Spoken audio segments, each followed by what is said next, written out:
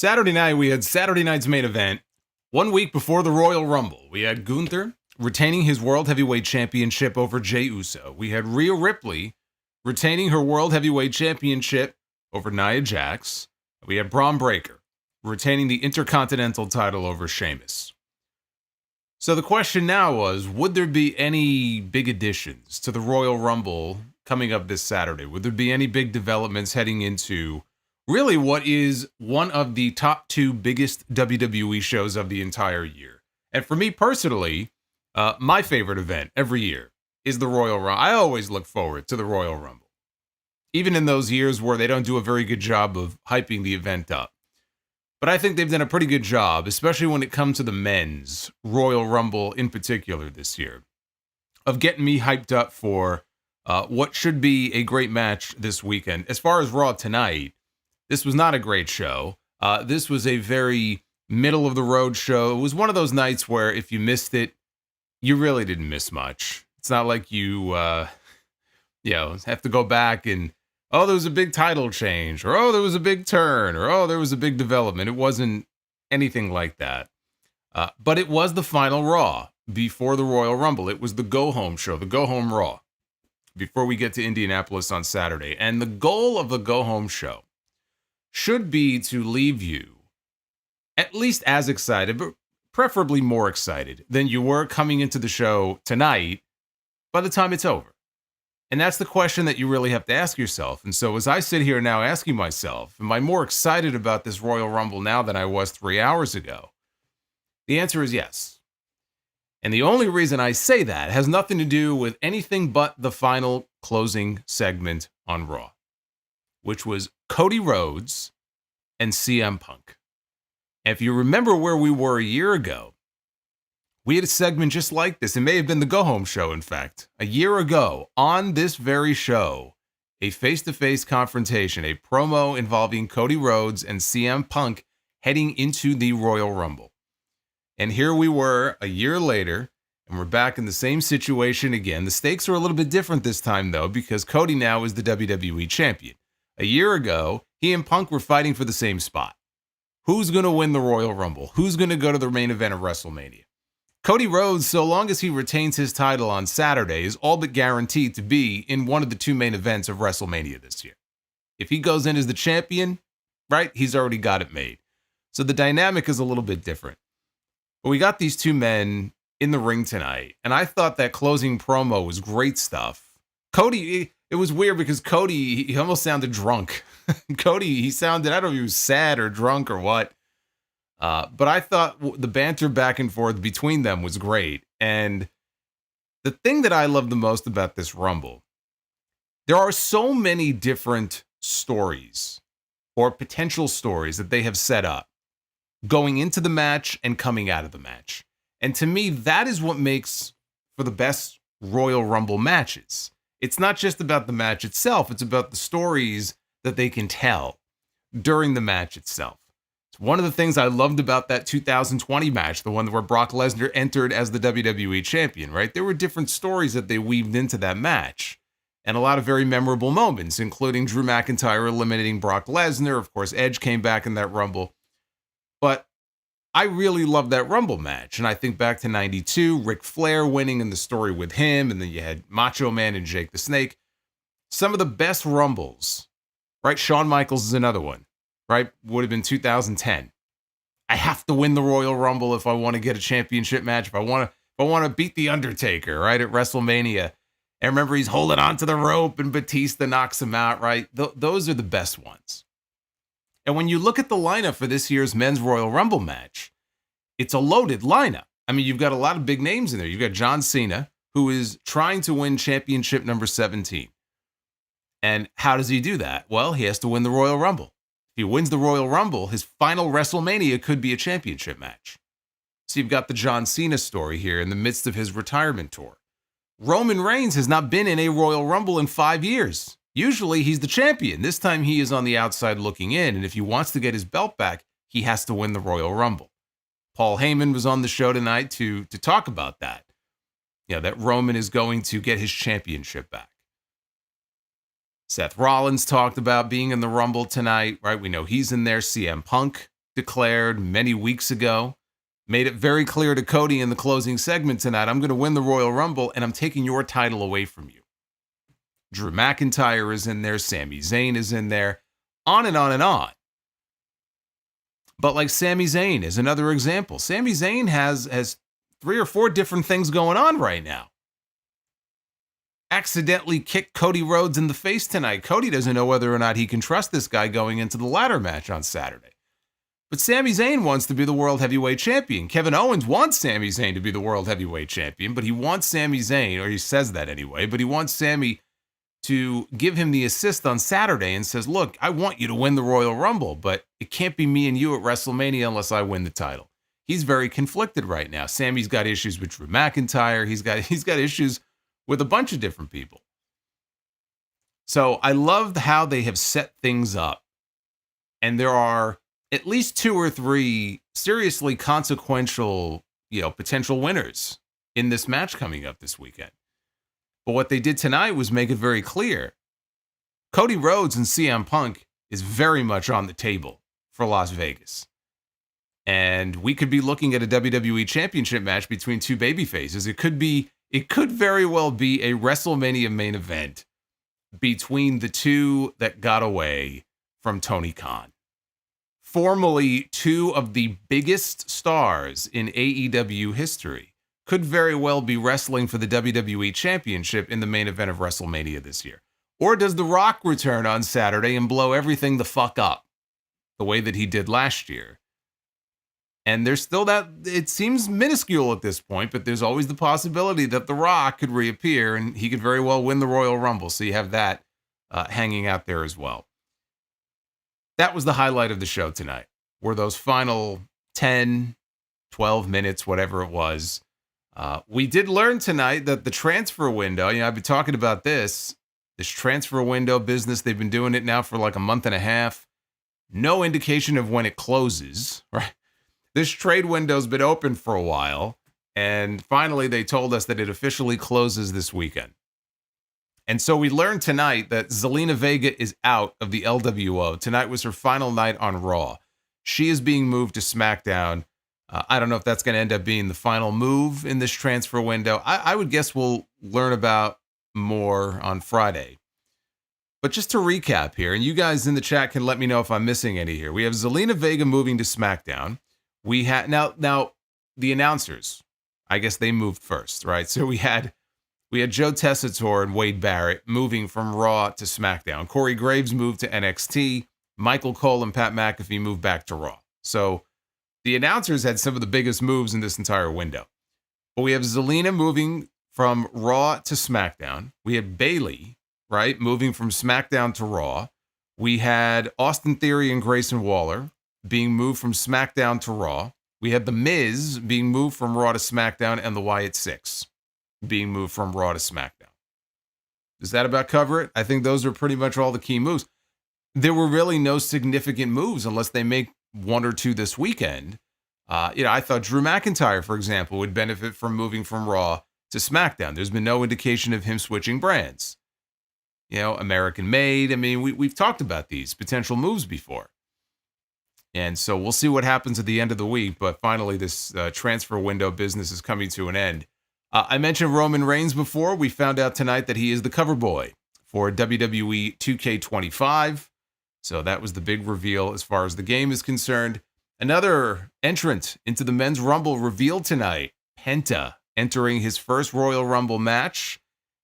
Not only did we get the announcement from Penta that he is declaring for the Royal Rumble, we had a tease of a potential future Intercontinental Championship match between Braun Breaker and Penta. First time we've seen these two face to face, and nothing was said. It was very quick. It was very simple, but it was there for a reason. And that may well be a WrestleMania direction right there. So we're going to talk about what happened on this go-home episode of Raw tonight, the final edition of Raw before the Royal Rumble. This is your Raw on Netflix review for January. Let me check my trusty watch here. It is the 27th. I don't know what day of the week it is. It is January 27th, 2025. I am the Solomonster. Thank you guys for joining me here on a Monday. Now, of course, Damian Priest. Okay, I did miss one. See, that's why I told you guys. I said, let me know if I miss any. Damian Priest, you are correct. Well, you know what? That would be, I would say that would qualify as the biggest one, probably. Damian Priest, though, is no longer on Raw. He is on SmackDown. We don't know what's going on with Finn Balor because he hasn't been around for a few weeks. But yes, Damian Priest is now on Friday nights. Hit that like button and hit that subscribe button. If we are not already there, it is very likely that tonight we will pass, I believe it's 83,800, I believe. We were on the verge. So we're getting very close to 84,000 subscribers on the channel. So I thank you for that. Super chats are open, and you will see them popping up on your screen periodically. I will read all of your messages, and I do appreciate it's the least I can do. So I appreciate all of the support. If you have questions, comments, get them on in. There's some brand new super chats, including a $30 one. I've moved some around. You can check the description down below for all that. And so, with that out of the way. Off is a direction you can fuck. With that out of the way, The Rock has told me where I can go. Thank you, Matt. Thank you for the $22 super chat. Braun Strowman. Okay. Braun Strowman. He moved to, he moved to SmackDown, right? Okay. Well, then who the fuck did Raw get outside of Bayley? That's right. Strowman's on SmackDown. Priest is on SmackDown. We have to get at least one more move. By the time this week is over, we have to get at least one more move. It's got to happen. Seems a little imbalanced to me, right? Especially because the shows are the same length now. Actually, you know what? If anything, SmackDown is longer. Raw has not gone a full 3 hours since the debut on Netflix. Even tonight, they were pretty much in the same 2.5 hour range that they've been doing, which again, I think is great, and I have no issue with that. But for at least another few months, SmackDown is technically going to be a little bit longer than Raw. And then sometime around June is when it's rumored to go back to 2 hours on Friday nights. But again, I still feel like we'll probably get at least one more big move in this transfer window. Let's talk about Seth Rollins. Seth Rollins was out to the ring first to open the show after the introductions from Michael Cole and Pat McAfee. They were in Atlanta tonight. Rollins talked about the Royal Rumble and WrestleMania season, and he admitted that 2025 did not get off to a very good start for him. He suffered the worst loss of his career on the very first Raw of the year. After that, he wondered who he was and who he wanted to be. But he knew who he was, and when he was the most focused version of himself, there was nobody on the planet better than him. So he started his path to redemption when he beat Drew McIntyre last week. It would continue this Saturday at the Royal Rumble. He said that of all the people that he would eliminate, he ran off a whole bunch of names, John Cena, all the people that he was going to eliminate from the Royal Rumble match. And he mentioned Roman Reigns. And OTC chants from the crowd because, of course, all the people, they love Roman Reigns. And Seth said, I'm especially tossing Roman Reigns out. So he said he hopes CM Punk is the last person in the ring with him so that he could toss him over the top rope and turn his WrestleMania dream to dust. Kind of like CM Punk tossing Hulk Hogan over the top rope and turning him into dust. Rollins played up the question of which championship he would challenge for if he wins. He says Gunther's World Heavyweight Championship is the obvious one, but then there's the WWE Championship. And he added that it would be poetic if he took the same title from Cody Rhodes at WrestleMania this year that he helped him win last year. Rollins polled the crowd on whether he should face Cody, and there were some cheers. Rollins was interrupted before he could bring up Gunther by Gunther, who came out to the ring. You know, if I were Seth Rollins, I'd be a little leery about challenging Cody Rhodes, considering the fact that this man is 0 for 3 against Cody, including a one-armed Cody. But hey, you do you. So Gunther comes to the ring, and he asks Seth where he's been for the last few months.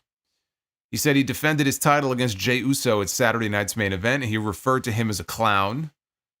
He said that Rollins has been whining and complaining about all the drama that he's involved in, and said that Rollins has forgotten what matters in this company. Rollins should tune it all out and just focus on the Rumble. He wasn't sure if Rollins still had it in him. And Seth said that the belt that Gunther was wearing would not exist without him. Gunther said it's 2025. Rollins is no longer the best wrestler in the company, and he claimed that he is the best wrestler, and he asked Seth to please win the Rumble and challenge him for the title at WrestleMania. He said that Seth would look up at the lights and realize that Gunther is the only name that is synonymous, or as he said, I think he said, what did he say? He didn't say synonymous. I think he said synonymous, or he didn't say sodomy. Whatever. I know what he meant. But his name is synonymous with the World Heavyweight Championship. Yeah, this promo just got very dark. And then both men were interrupted by the newest addition to the Monday Night Raw roster. I know he is your favorite wrestler. Everybody in the chat right now, I know you are just absolutely in love with Logan Paul. He is now a member of the Raw roster. And so he came out, and you would think when he got in the ring and he began to speak, you would think that this was the New Day turning on Big E for a second time. Like, he was getting the kind of heat that New Day got a month ago. And New Day is still getting heat, but unfortunately, I mean, they've really cooled off since that great angle they did last month. I don't know what the fuck they're thinking with New Day. I mean, they had something great in New Day, and I don't even fully know if Triple H knows what he had with these guys, just based on the way they've been used over the last 4 or 5 weeks. But that's the kind of heat that Logan Paul was getting here in this segment. So Logan said that this company needs a new face. One that is oozing with charisma, with couth and confidence. Couth, he said. Oozing with couth. Look it up. He says these two Nimrods don't have it. They're both very good at wrestling, and they've hit their ceiling. If there's anything they need to worry about, it's Logan Paul, and he officially entered the Royal Rumble match. He's not going to throw 29 other men over the top rope because that's grunt work. He'll work smarter, not harder.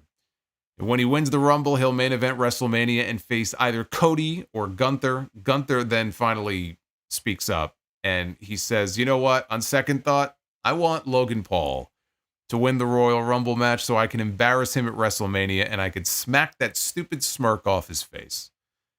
And Seth says the only person that will get embarrassed at WrestleMania is Gunther. And they played Seth's music and he danced away. So you could add 2 more names to the men's Royal Rumble match. That makes 12 now that we know of. So Logan Paul has thrown his name in the hat here. I do want to see Gunther at some point make mincemeat out of Logan Paul. I'm not saying I don't want to see that or that it wouldn't be fun, to watch him chop the soul out of Logan Paul. And it doesn't by any means mean that I don't think these two wouldn't go out there and have a great fucking match, because I think they would. I don't want that to be the WrestleMania match. Logan Paul, I don't care what he says in his fancy little vignettes about how I'm 100% all in now. I'm 100% WWE. No, he's not. Okay, he's not. But besides that, we saw him challenge Roman Reigns for the WWE Championship, and he lost. We've seen him challenge Cody Rhodes for the WWE Championship, and he lost. I don't want to see him challenge for the World Heavyweight title unless they build it up and really make it into whoever it is that he would be challenging, something special. Now, him winning the Royal Rumble and going to WrestleMania, yeah, that would be special, but to me, it's too soon. He just moved to Monday Night Raw. I don't want to see him challenging for the World Heavyweight title at WrestleMania. I don't give a fuck how great the match is going to be. Find somebody else. There will come a time and a place where Logan Paul will not only challenge for the world title, he probably is going to win it at some point. But I just feel like they would be rushing into this way too quickly. He just made his debut on Raw tonight. Debut since moving from SmackDown. This was technically his Raw debut. It's too soon for that. So I personally hope that's not the direction they're going in for WrestleMania. But at some point, whether you like it or not, this guy is going to win that World Heavyweight title. Because I think of the two titles, it would be the world title, not the WWE title. It's just the way I feel. And he's a great athlete, and he's had some great matches in WWE, and I want to see him and Gunther. I just don't really want to see it at WrestleMania. Backstage, CM Punk was interviewed by Kathy Kelly, and she asked how Punk thinks Logan Paul will fare in the Royal Rumble match. And Punk said that he's going to fare the same as everybody else, not named CM Punk. He said that he would toss Kathy's ass over the top rope if she was in the Royal Rumble match. Sami Zayn walked up, and he wanted to talk to Punk. He took issue with a comment that Punk made last week, and I told you, this has to come up because Punk took a shot at him last week. Right before he dissed Hulk Hogan, he mentioned a bunch of names. John Cena, he can't see me in the Royal Rumble match, and he mentioned Sami Zayn. Don't even mention Sami Zayn. He's not on my level. So here's Sami coming over to confront him. And he pointed out that only one of them has main evented WrestleMania. And it's not CM Punk. So that was his receipt after what he said about Sami last week. He said he would see him in the Rumble on Saturday. And Zayn started to walk away. And the camera followed him. And he ran into Karrion Kross. Kross said that Sami should listen to Seth Rollins and start doing things for himself. He said that this is the best chance Sami's had to win the Rumble, and he should start thinking with his head. Kross said that there's a world of opportunity, and then he walked away. Cody Rhodes then showed up. He didn't really bump into so much as he approached Sami Zayn. And it's kind of startled Sami. He wasn't expecting it. And Cody told him that it was good to see him. And Sami said the same before making a quick exit. And Cody looked upset, as if he was hoping to have a conversation with Sami about what we saw last week on the show, when Kevin Owens was buttering up Sami Zayn and trying to basically recruit him to be, his best friend, in case something went sideways in the ladder match this weekend. But Sami got away before Cody could talk to him about that. There was an interview during the commercial break because, again, I'm watching this show using my ExpressVPN. I am watching it via a Canadian server, so I don't get any of the commercials. Say his name and he'll But I get this super chat, I believe in the monster. and so do you. I believe in the monster. Cause they love him in London, in Paris, in Tokyo, America, Scotland, and Canada, and Mexico. They say, I believe in the monster. I believe in the monster. Do you believe in the monster? This guy does. Was that our boy Dark Effect? Yes, it was. Dark Effect dropping a $150 super chat here on a Monday night. You'll love to see it. Dark Effect. Thank you, brother. Thank you very much. In fact, I'm gonna read his right now because he's got a good question here. Oh, by the way, you'll be believing on Saturday when you know who shows up in the Royal Rumble match. But Dark Effect says, I was wondering what you think of Kevin Owens winning the title on Saturday. Because Cody is looking past him. Maybe The Rock interferes, also giving Cody an out and a feud for Mania. Then we get KO against Orton with Randy getting 15 in Vegas. Hail to you, our tribal chief. Thank you, Dark Effect. How am I feeling about the possibility of Kevin Owens winning on Saturday? He's not going to win on Saturday. I'm not feeling good about his chances. Am I of the belief that he should win the title? I wouldn't mind it. If Kevin Owens won the WWE Championship this weekend, I would not mind it. I am not expecting that to happen.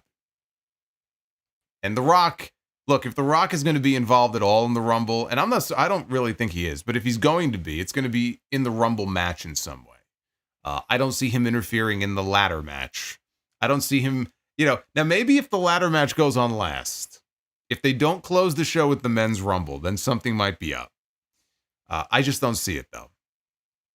So if The Rock is going to be there, though, I think it's going to be a surprise entry in the Rumble 30 or 31. And if he's in it, he's going to win. But even that, I'm not really so sure about that.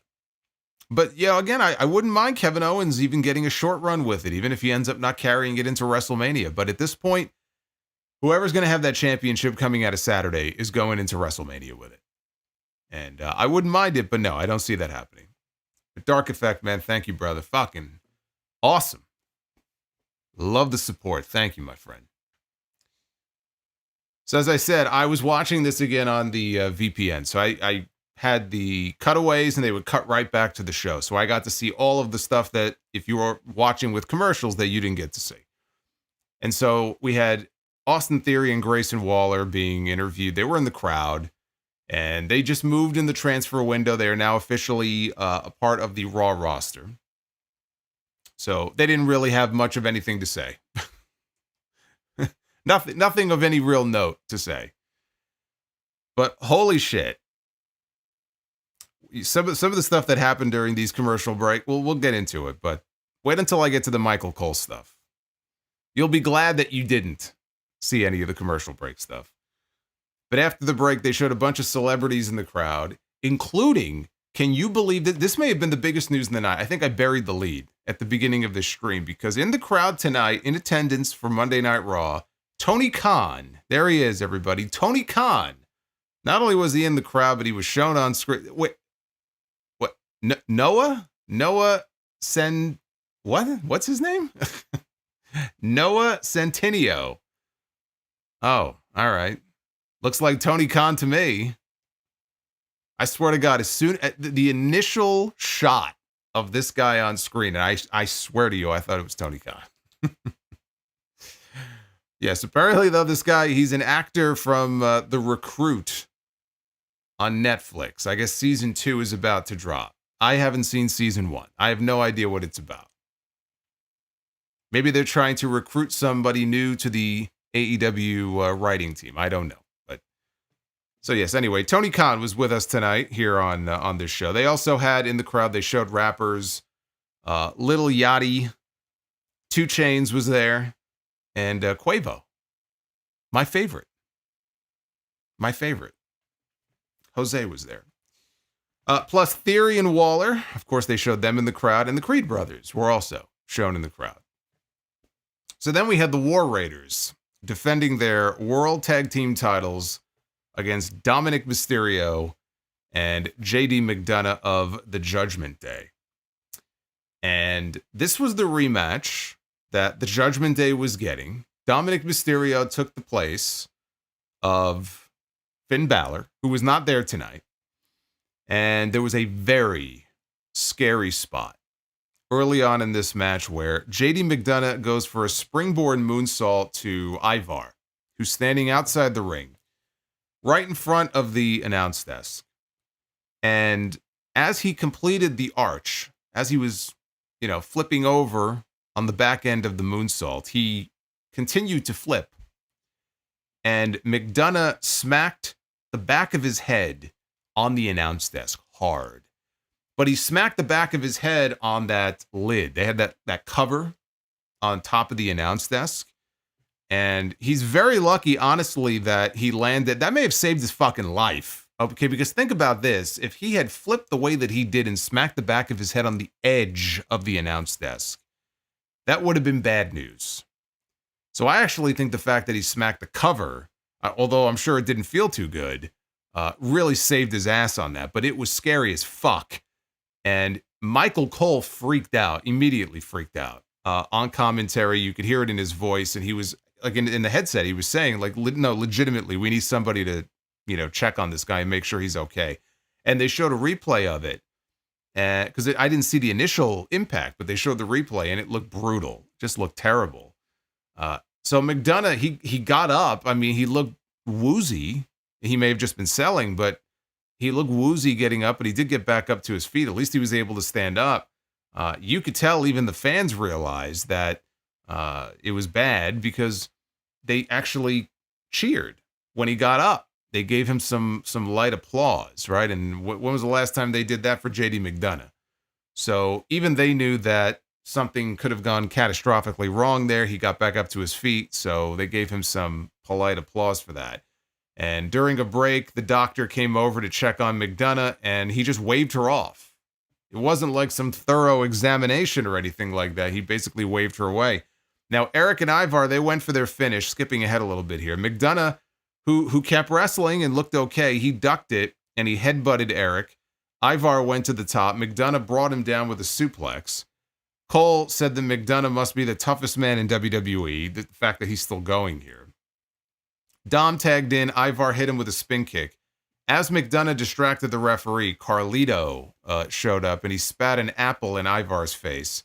This allowed Dom to hit a 619, and McDonagh followed with a moonsault. Dom hit a frog splash and got a good near fall after Eric shoved McDonagh into Dom to break up the cover. Dominik went for a 619 again. Eric tagged himself in, and they hit Dom with their War Machine finish, and the War Raiders picked up the win to retain the tag team titles. They got good heat, for what turned into a pretty good match here, a good first title defense for the War Raiders, because they won the titles, was it the beginning of December or the very end of November? I think it was the beginning of last month, and they have not defended the title since. So this was their first championship match. And it was a good match, but to go back to McDonagh, I mean, if we're being perfectly honest here, he should have been pulled from this match. I mean, there are just certain moves. I mean, it was plain as day. I mean, they showed it on the replay. You saw how disgusting it was when he smacked the back of his head in the way that he did. Now, I don't care if he's telling the referee, I'm okay. Just instinctively, like, what do you think as a wrestler they're going to tell the referee? Right? They're going to tell the referee, I'm fine. And maybe they feel fine. Maybe it's the adrenaline. When you're dealing with the head, okay? And this is a day where we found out earlier today, Dakota Kai is back on the injured list. And I feel bad for her because it feels to me like she spent more time on injury reserve than she has as an active member of the main roster. But remember that match last week? It was Damage Control against the Pure Fusion Collective, and that springboard missile drop kick that Zoe Stark gave to Dakota Kai that knocked her into the next fucking dimension. I mean, the impact of that drop kick, you could tell as soon as it happened, and the way that she just hit the mat, my first thought was she'd be lucky if she's not concussed. But the match continued, and we found out earlier today she is indeed concussed. And until she can be cleared by their concussion protocol, she's not going to be back in action. So she may not be in the Royal Rumble this weekend. And that just happened last week on the show. This looked even worse than that. So I would have I don't care what he tells the referee, I would have had him pulled from the match at least long enough to really, okay, let's pull this guy aside, and whatever tests they do, let's really pull him aside. I don't give a shit if it's for 5 fucking minutes, and just make absolutely sure, or just to be on the safe side, just pull him to the side and he's out of the match, and I understand it's live TV. Dom's on his own now, and it's not an ideal situation, but, when it comes to concussions and head blows and stuff like that, you don't want to fuck around. Now, Sean Ross Sapp, he did tweet earlier during the show. He said that when we asked, we were told that Triple H asked a number of times, I assume in the earpiece, if he's okay. And he got checked out by whoever it was at ringside. And he also said Michael Hayes asked if the desk was okay, which is kind of funny. So, I mean, yes, they were asking questions and all that. But again, I don't know. I don't know about letting him continue the match after what we saw there. Because with these things, you can never really be completely safe. It was scary. It was a scary moment. Hopefully he's okay. I know there were some people tweeting about how he collapsed. What they were talking about is somebody took a picture in the crowd of when he was just almost in the gorilla position, but not quite through the curtain yet. And it looked like he was laying on the ground. He may have just been selling. I've seen nothing to suggest that he got to the back and he collapsed for real or anything like this. So if you see any reports like that, just take it with a grain of salt. Okay. Cause that's not anything that's been reported by any reputable sources. But hopefully we'll get word on his condition. Ludwig Kaiser in the back. He approached Pete Dunne And it seemed like Kaiser wanted to form an alliance, but before they could say much, they were approached by the New Day. And even the heels wanted nothing to do with Kofi and Woods, and they walked off. Kathy Kelly approached the New Day for an interview, and Kofi Kingston said that Atlanta's favorite son was home, and Kathy thought they meant Braun Breaker. And they said no. And she said, Austin Theory? They said no. Cody Rhodes. And they said no. Woods said that he was Atlanta, because he's from Atlanta. He said he was Atlanta's favorite son, and he would beat the brakes off Rey Mysterio tonight in front of his town and his mother and his father and his sister. He said his family's not there yet, but he knew that they would show up because he spent a lot of money on front row seats for them. And so that led into Rey Mysterio out next for a match against Xavier Woods. Now, Mysterio made his entrance first, and then they cut to a break. And during the commercial break, Michael Cole said that it was great to be in Atlanta with so many great rappers. And he said that he's won a number of rap contests in his time, all the years that he has spent here in WWE. So Pat McAfee said, hey, let's hear one. And we got a freestyle from Michael Cole. Would you like to hear what this freestyle was? I'll recite it for you. This really happened, okay? This is Michael Cole now. My name is Cole, and I'm the best. We're in Atlanta on Netflix.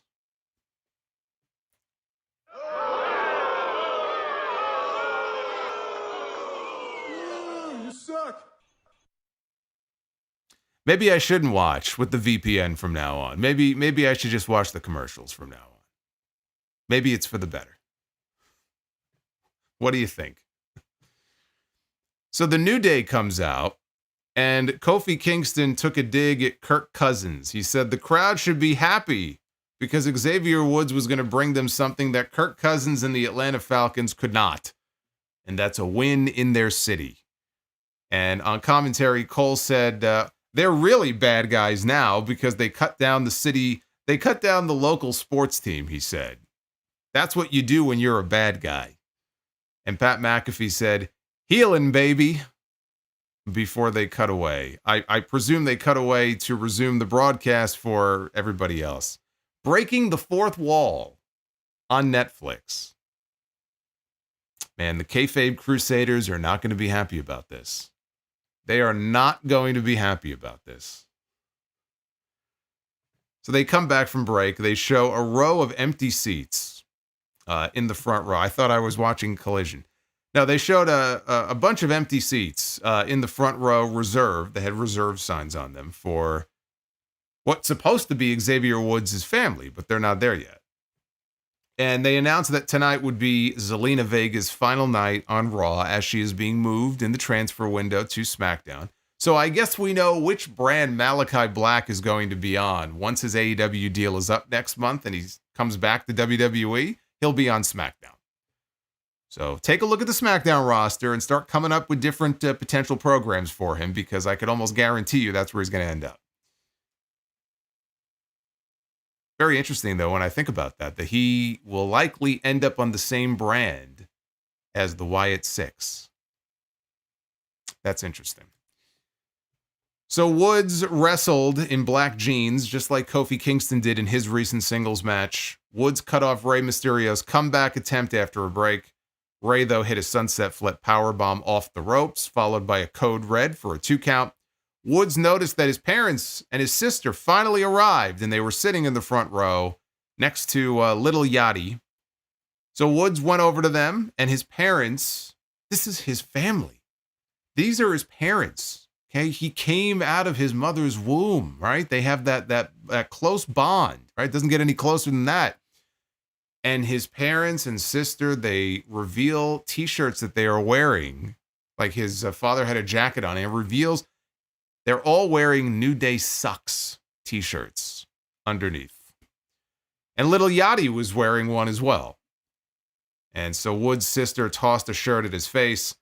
Woods returned to the ring. Rey gave him a 619 and a springboard splash for the win. and Woods' family cheered. First, we had Kofi's mom walking away from him, and now Xavier Woods' parents and his entire family is cheering for the opponent. They're cheering the fact that he lost here in this match. So then Ray went outside to where his family was, and he put on the New Day Suck shirt and posed with Xavier's family. So that is now 2 straight losses, singles losses, for the New Day. That has to change. Very soon, that has to start changing. But they're still getting good heat, though. It's not like they're not getting any heat. They're getting good heat when they come out. They just haven't done hardly anything with them since that great segment. That was one of the best segments on Raw all year in 2024. When they had that segment, the anniversary celebration with Big E and everything, was so fucking good. And I was like, man, I can't wait to find out where this is going to go. And it hasn't really gone anywhere since that segment. So they're going to have to change that very soon. Like, these guys should be like one of these most entertaining, if not the most entertaining act on all of Monday Night Raw. And right now, they're just kind of in the background. And I mean, that's fine if they're going to be, kind of in the background and not necessarily attached to a major feud until maybe after we get past the Royal Rumble. But just in terms of being featured on the show, they've been barely featured. So I hope that starts to change coming out of the Rumble this weekend. I really do. Backstage, Sami Zayn told Seth Rollins that haluva kick he hit him with last week at the end of the show, that was a mistake. And Rollins accepted that it was a mistake, and he said that others may say it wasn't. He said Sami's relationship with Roman Reigns makes him uneasy. And if something like that happens again, he can't assume that it would be a mistake. Sami asked, "Are we good?" And they shook hands and they hugged, and Rollins said, "We're good." They showed Jey Uso walking through the concourse. He was slapping hands and shaking hands with all the fans as he made his entrance through the crowd. And he was accompanied by rapper Quavo. They were yeeting as they made their way down to the ring. Quavo had a replica belt over his shoulder. So they got down to ringside, and they greeted Michael Cole and Pat McAfee, and Jay danced on top of the announce desk. And he got a microphone, and he said that, "I needed that. Like, thank you guys. I needed that." And he acknowledged that he lost at Saturday night's main event. Came this close to beating Gunther and becoming World Heavyweight Champion, but fell short on Saturday. And he said the ring general was just that good. But he said, "I know I can beat him. I know it. I know that I can beat that man." So he needs to win the Royal Rumble to go to WrestleMania and main event to win the World Heavyweight Championship. Michael Cole said miracles happen at the Royal Rumble. And I was a little puzzled by that statement, because would it really be a miracle? Like, think about how over Jey Uso is right now. I know he's not really in the conversation. And by the way, he needs to be. He needs to be in the conversation that people are having this week as everybody predicts who's going to win the Royal Rumble. And everyone's talking about John Cena and CM Punk and Roman Reigns and Drew McIntyre or The Rock and all these different people. Nobody is talking about Jey Uso. And I'm not going to sit here and predict that I think he's going to win. I'm just saying Jey Uso should be in the conversation. He should be in that top 3 or top 5 mix, because something is going on here. It's very clear. It was already clear, honestly, before, as hard as they were pushing the fact that Jey just can't figure this guy out, right? He's already wrestled Gunther a bunch of times and he's lost, and he just lost again. But especially after this promo here, they're going to do something with these two guys. And it's only a matter of when. I'm not even saying Jey, they're doing something where he's going to win the World Heavyweight Championship. They're going to do something where he beats Gunther to win the World Heavyweight Championship. That's the message that I'm hearing in all this. And if you don't think that there's not a possibility, a decent possibility that Jey Uso could win the Royal Rumble and go to WrestleMania to challenge Gunther, then you're not really paying attention to what's going on here. Or he could win the Chamber. But it sure seems to me like they're building to something here between these two. Jey is one of the most over acts they have in the entire company. him coming out and still talking about the fact that I can beat this guy. I'm going to beat this guy. I know I can beat this guy. At some point, he's going to beat him. And I think he's going to beat him and win the World Heavyweight Championship. Is it going to be at WrestleMania? That I don't know. But you better include him in your short list of people who could very well walk out victorious on Saturday night, because something is going on here. They're clearly building to something. Now, during the commercial break, Pat McAfee went over and he interviewed, say psych. I know some people don't want to hear that. They don't want to entertain the idea that Jey Uso might win the Royal Rumble. But you better start thinking about it. I'm not telling you that he would be my pick. I'm just saying, like, if you don't think that he's not a realistic option, you're just not paying attention to what's going on. That's all I'm saying. So Pat McAfee, during the break, he went over to interview Xavier Woods' family in the front row about their thoughts on Woods. Woods' sister said that it sucks that he used to be a good guy and now he's a bad guy. Man, the kayfabe crusaders are really not going to like this week's show. Then McAfee spotted Lil Yachty sitting next to Woods' family, and he said, and I quote, "Lil Yachty, holy shit." And on commentary, Michael Cole, he chuckled, and he said to somebody in his ear, yep, there you go. Maybe they were taking bets for how long it would be before McAfee cussed, because I think he said asshole later in the show. That might have been on TV.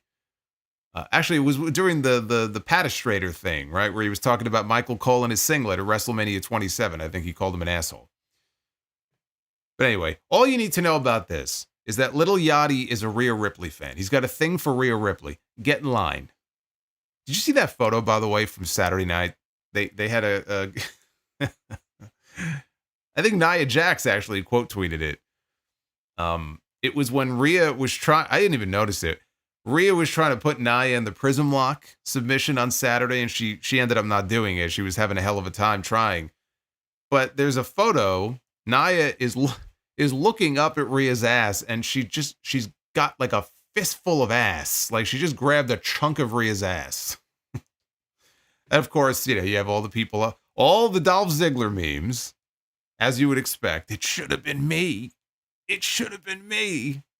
It was never going to be you. So saith Buddy Matthews.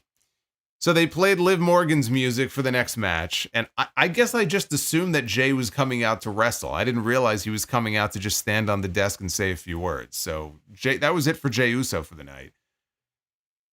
But anyway, they come back from break, because Liv's entrance happened during the break. They come back from break, and Jackie Redmond interviewed the Women's Intercontinental Champion, Lyra Valkyria, in the back, who said that she was ready to defend her title, but she also was announcing that she would be in the Women's Royal Rumble match this weekend. So American Made interrupted. Chad Gable told Lyra that Ivy Nile would be winning that Intercontinental title for him. And then he corrected himself. He said, for us. Or for them, whatever it was. Valkyria said that this was as close as any of them were going to get to that title, and Ivy Nile got in her face, and Valkyria kind of brushed her off. I do wonder if the idea maybe was to set up a rematch with Lyra and Dakota. And with Dakota being hurt, because Lyra hasn't really done much since she won that championship a few weeks ago. I wouldn't worry too much about that. I think they may well set something up for her coming out of the Rumble.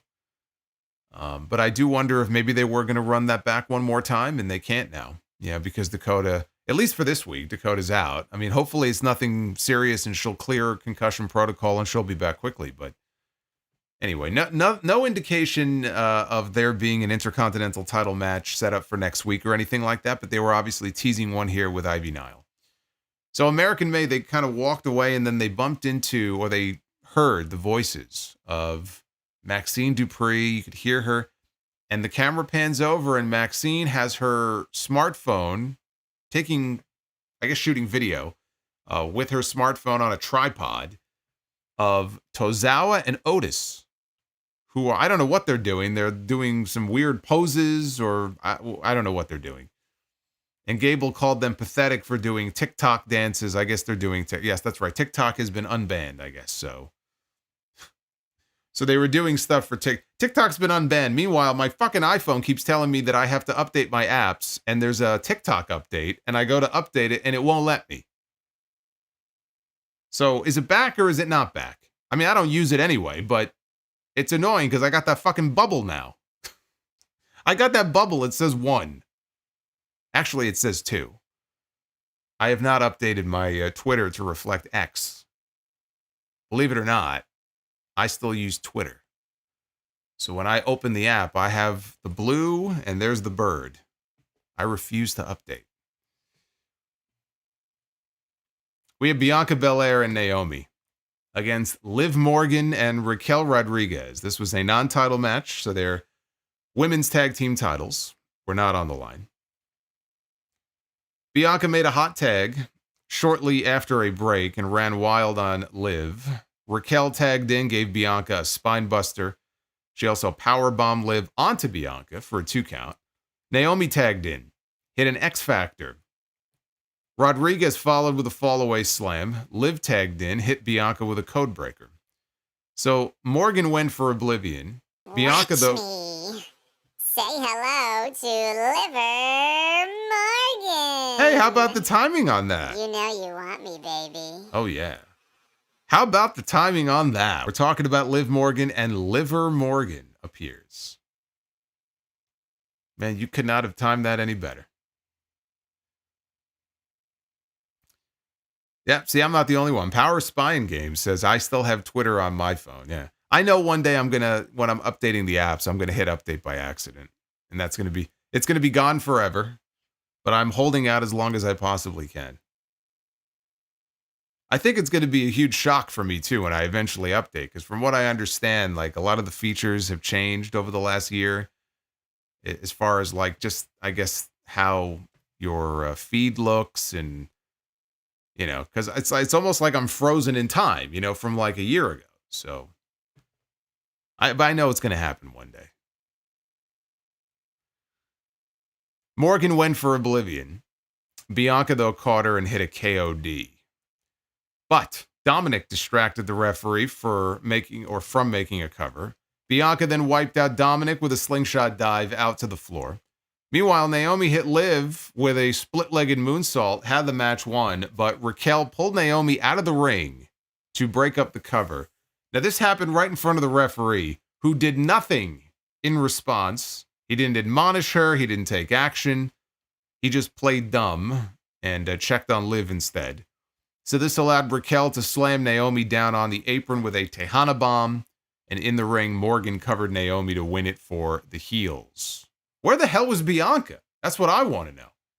Bianca Belair, she took out Dominik with a springboard dive, or a slingshot dive. I mean, she couldn't make it over to save her partner. What the hell was she doing? Anyway, the champions lose, and there was a report earlier that WWE may be giving a nice push to Raquel and Liv as a tag team. Honestly, I could think of worse things to do. I mean, Liv lost her championship. And she's not challenging for it. She's not getting it back. And it doesn't look like they're moving her to SmackDown. So what else is she going to do? Those tag team titles have to come off of Bianca Belair and Naomi sometime soon. Especially if I'm right and Bianca Belair, because I have her as my pick to win the Royal Rumble match. Now, she's one half of the tag team champions. It'd be very easy to get the belts off of her. Right? You're not going to have her as one half of the tag team champions going into WrestleMania if she's challenging for the world championship. So that's easy enough to do. But put the titles on Liv and Raquel. It gives them something to do. Because otherwise, I don't know what they're going to do with Liv Morgan. You know, if they're going to keep her on Raw, she could go after the Intercontinental title, I suppose. You could set up something with Lyra and Liv. That's a possibility. I still feel, though, like Becky Lynch will be back this weekend, I think, in the Royal Rumble. And I just feel like they're going to set something up for her at WrestleMania with Lyra for the IC title. But if they don't, you could do Liv Morgan and Lyra Valkyria. You can absolutely set that up. I think that would work.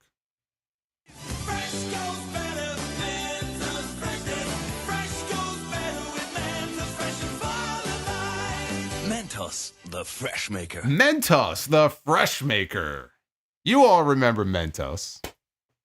I love it. That's the brand new $30 super chat. That was Leopoldo. How many of you still eat Mentos? Be honest now. Because I still see it. I go into the store. They have it at the register. It's still there. It's still there. They don't have those great commercials they had back in the day, though. God, what a cheesy campaign, but like 25 years later, people still remember those commercials, man. That's how you know. You can tell it's a very effective ad campaign. It's like those early Gecko commercials that Geico had, right? They had a good thing going there. Now all I see are these stupid progressive commercials with Flo and that geek, whatever his name is, that guy. I am the learning tree. Speaking of geeks. Thanks, guys. Thank you, Jeremy. Thank you for the 12. Kathy Kelly was backstage with Rhea Ripley. She says she's a little banged up after Saturday, but she reminded Nia Jax why she's always on top. And Rhea doesn't care who wins the Royal Rumble match, but here's Bayley who shows up. She reminds Rhea that she won the Royal Rumble last year and she was successful at WrestleMania, so she'll see Rhea at Mania this year. And Rhea wishes her luck, walks off. Io Sky, or Rhea leaves. Io Sky shows up. And she is staring a hole through Bayley, not saying a word, and then finally Io says, "I'll see you on Saturday." And she walks off. If Bianca Belair does not win the Royal Rumble, then I hope it goes to Io Sky. My dark horse pick for the Royal Rumble on the women's side, Jordynne Grace. So I'm not picking her to win, but if I had to have a dark horse who I think has a shot at winning and could very well go to WrestleMania and challenge for the championship, I think Jordynne Grace is that dark horse, and she would challenge Rhea Ripley. And we could get Rhea and Jordynne in Las Vegas. Jordynne Grace has signed a multi-year contract with WWE. This is my shocked face. Been saying that for months. I think everybody figured after that NXT run, and the word being that her contract was up at the beginning of 2025, that this is the way it was going to go. So that is a huge pickup for the women's division, whatever brand she ends up on. Very well could see her win that Royal Rumble match. If they want to shock people, but not just for the sake of shocking them, try to make a star, really get her over on her first official night in, and put over somebody who you know can go to WrestleMania and have a kick-ass match with either of the champions. But that Rhea is the one, though. If Grace wins, I think it's got to be Rhea and Jordynne Grace. So then, and I think this happened during the commercial, they gave him an entrance. Online streamer Kai Cenat got a Tron, and he came out, and he got a full entrance during the break. Got a big pop in Atlanta. He came to ringside, and Pat McAfee interviewed him about being a longtime WWE fan. Apparently tonight, though, was the first time that he's ever actually been to any of the shows. Or as he said, tonight's the first time I've been to the match. Sounds like Bill Apter now. I'll see you at the matches. Love Bill Apter. So then McAfee invited him to Indianapolis this weekend to attend the Royal Rumble, and he was shocked by this, and he said that he would see that Cenat said that he would see iShow Speed there. They're teasing something between him and iShow Speed, because earlier in the week, Triple H posted a video of a phone call he made inviting iShow Speed to the Royal Rumble. So he'll be there as well. Welcome to the TKO era. You're going to see more and more of this. Social media influencers, online streamers. I'm still waiting for my invite. I have not been invited to Indianapolis this weekend for the Royal Rumble. I feel very left out. My feelings are hurt. I'm not going to lie. But then again, I guess I don't have 4 million followers on Instagram like this guy does. So anyway, iShow Speed, in case you don't know, he's made appearances before. Randy Orton kicked his ass at WrestleMania one year. He's that little annoying guy. Anyway, they'll both be there at the Rumble this weekend. We got a Penta video package, and he thanked the fans for their reaction to his arrival so far. But this was only the beginning, he said. He wanted to be the best in the world, but the only way to do that was to face the best. And he declared that he was entering the Royal Rumble and that he would be getting his WrestleMania moment. I hope he does. It's been a long time coming. Speaking of WrestleMania moments, I think we may have gotten a little hint of what Penta's WrestleMania moment may be, because later, I'm skipping ahead here, but there was a segment that aired, I think, during the commercial break, later in the show. In the back, Jackie Redmond interviewed Braun Breaker. He said now that he was done with Sheamus was in the rear view, he was officially entering the Royal Rumble match. He called half the Rumble entrants senior citizens, and they would realize that they were no match for the badass because it wasn't 2014 anymore. So he was interrupted by Penta, who was wearing a suit. And see, Penta has already figured out here, very quickly, the WWE dress code.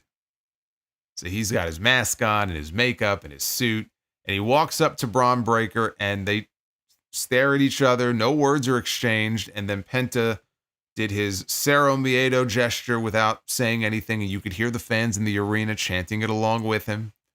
He's been here 3 weeks. And already, everybody knows it.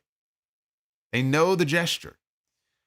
Look, I am still holding out hope that they will tell the story with Sheamus at WrestleMania, finally winning the Intercontinental Championship. If they really are moving away from this, though, and we're not getting it this year, or we're not getting it at Mania, Penta and Braun Breaker, sign me up. I'm down for that. And that would be a great spot for Penta to be in his first WrestleMania, even if he doesn't win. Although I think he probably should if they do that match. But even if he doesn't win, just to be in that spot and have a singles match on the card at WrestleMania, as new as he is, would be a huge deal. And I'm sure for him it would be a huge deal. So if not the Sheamus story, then I hope they go with that. But I don't think they tease it unless they're going to do it. As the announcers were speaking about something unrelated, Paul Heyman was making his way down to the ring to a big reaction. He got into the ring, and he said that he is the one behind the one. I didn't know where this was going. I was like, wait. What's going on here? So Heyman said he's also the one who represents the WWE in the island of relevancy on the cover of 2K25, and a banner featuring Roman Reigns on the cover of 2K25 dropped from the ceiling and unraveled or unfurled, and down came the banner. Heyman said that Reigns told everybody that he would take back the Ulafala, and he did. He said Reigns is now telling everybody that he is coming back for his championship. And Heyman said it all starts at the Royal Rumble. He said Roman is the biggest star on the planet, and he will also be the biggest star on Mars once Elon Musk colonizes it. Heyman said there are 29 wannabe Roman Reigns who want to be the tribal chief and want to be the biggest star in the industry. He dropped to his knees and said that they all pray to God that they can be Roman Reigns. Heyman dropped the mic. He was about to leave when Drew McIntyre's music stopped him dead in his tracks. And McIntyre, who was in his gear, came down, entered the ring. He approached Heyman. McIntyre looked up at the 2K25 cover. He said Heyman looked kind of nervous. He put his hand on Heyman's shoulder and told him to relax. He said Sami Zayn is the only one who should be nervous because they were wrestling up next. McIntyre said they never get to talk, and that's all he wanted to do with Paul. He just wanted to come out and talk. So McIntyre assumed that Heyman doesn't like him very much. He said Heyman should like him because he's responsible for all the success that Heyman is having. He said it pains him and it wasn't intentional, but I am the daddy of the bloodline. I hate it, but I'm the catalyst for it all. He said that he eliminated Roman Reigns to win the Royal Rumble in 2020. He slayed the Beast at WrestleMania. That Beast was Heyman's client, and he never mentioned Brock Lesnar by name, but that's who he's referring to. McIntyre said Heyman likes to claim that Roman saved him, but Heyman is smart. McIntyre said Heyman found Reigns at a low point and got into his ear with evil. And McIntyre said all he was looking for was a simple thank you. And Heyman stammered for a little bit and thanked McIntyre, but then he added, "But you're crowding me right now." So McIntyre laughed and said, "Oh, I'm sorry. I'll give you your space." He backed up and then he asked Heyman to do him a favor. He told Heyman, "Tell your boy that he's going to beat him within an inch of his life and then toss him over the top rope on Saturday." And Heyman smiled and gave McIntyre his word that he would pass the message along to his tribal chief. Heyman dropped the mic. He tried to leave. McIntyre stopped him. And he goes, "I wasn't talking about Roman." He goes, "He knows I'm coming for him. I was talking about your boy, CM Punk." And McIntyre told Heyman to run. Heyman, of course, is he's no marathon man, so he didn't run he's not running anywhere these days. But he exited the ring as McIntyre smiled and watched Heyman head to the back. Heyman was snorting. Boy, that sentence can go any number of places. No, he was snorting in between his lines. He wasn't snorting lines. He was snorting in between lines. So I don't know. It almost sounded like maybe he had a cold. For his health and his sake, I'm hoping that's all it was. Because if not, he didn't sound very healthy here in this segment. So yeah, I don't know what that was about. I'm going to assume maybe he's just under the weather, but it was very noticeable here. I like the segment. Obviously you think that he's talking about Roman Reigns, and then you get the little swerve there at the end. I'm not talking about Roman. Roman knows I'm coming for him. I'm talking about CM Punk. Just letting you know, another issue to watch for in the Men's Royal Rumble match this weekend. Because Drew McIntyre and CM Punk, they're going to be in the Rumble match together. It was their interaction in last year's Rumble that led to CM Punk tearing his tricep and missing all those months and missing WrestleMania. So now you got to watch again for Punk and McIntyre in the Rumble this weekend. Again, I like it. It's one of the things I love about the Rumble this year. McIntyre and Sami Zayn, McIntyre and CM Punk and Cody Rhodes, Roman Reigns and CM Punk, Roman Reigns and John Cena, so on and so forth. So many different potential issues and stories can play itself out in this match.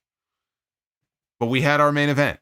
It was Drew McIntyre one-on-one against Sami Zayn. It's our main event, and I'm looking at the clock, and it's 10:05 p.m., and the main event is about to begin. And I'm like, boy, are we even going to go 2.5 hours this week?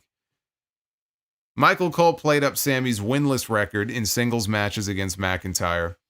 Zayn hit an early Arabian press moonsault onto McIntyre and then rolled him back into the ring. That's right, Orton. I forgot. Well, if Randy Orton... See, the thing about Orton, though, Orton could be in the Rumble, and it would make sense for him to be in the Rumble, but I could also see Orton returning and interjecting himself in the ladder match. And, you know, depending on what they do in the ladder match, it's at least possible the ladder match could go on after the Rumble. So I would think Orton's going to be in the Rumble match, but only if the ladder match went on last and they wanted to save Randy's return as a surprise, then he wouldn't be in the Rumble. Then I would say, okay, they might just save him for the ladder match. But if Orton was in the Rumble, absolutely, you could tease something between John Cena and Randy Orton.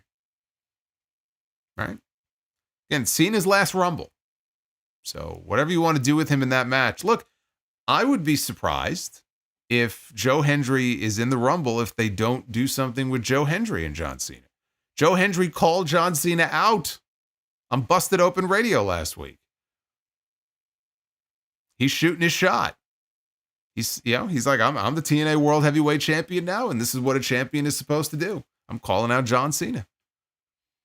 You know, probably going to be a lot of people interacting with John Cena in that match.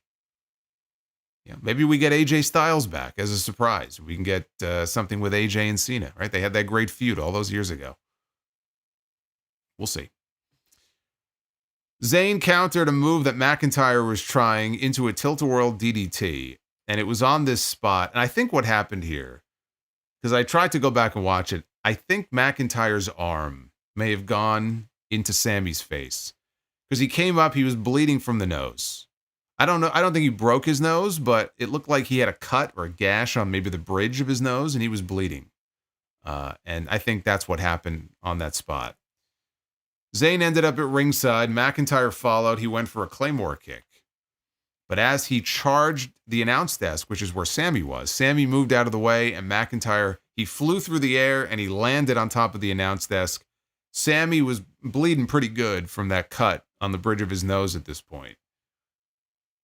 During the commercial break, McIntyre flung Zayn over the timekeeper's barricade, and Zayn eventually managed to crawl back into the ring just in the nick of time before the 10 count. McIntyre hit a spinebuster and then a sit-out powerbomb, both of which only netted him a 2 count. Zayn came back with a sunset flip powerbomb out of the corner, and McIntyre suplexed him, kicked up to his feet. Sami, though, managed to hit a blue thunder bomb, only got 2. Zayn went to the top. McIntyre brought him down with a suplex. He tried for a Claymore. Sami countered into a cradle for a 2.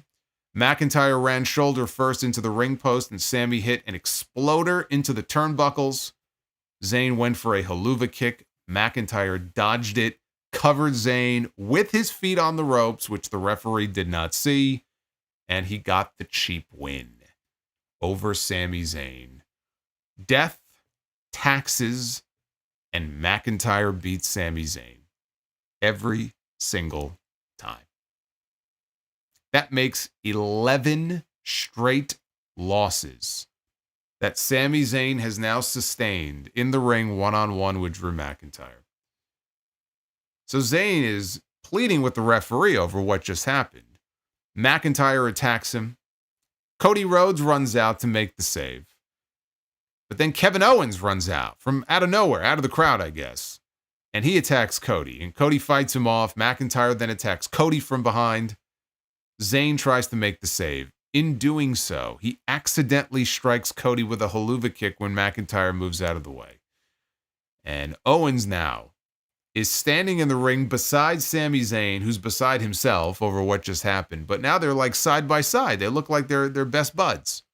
And Sami looks over, he sees Kevin standing next to him, and Kevin's smiling, and he pats Sami on the chest, and he leaves the ring.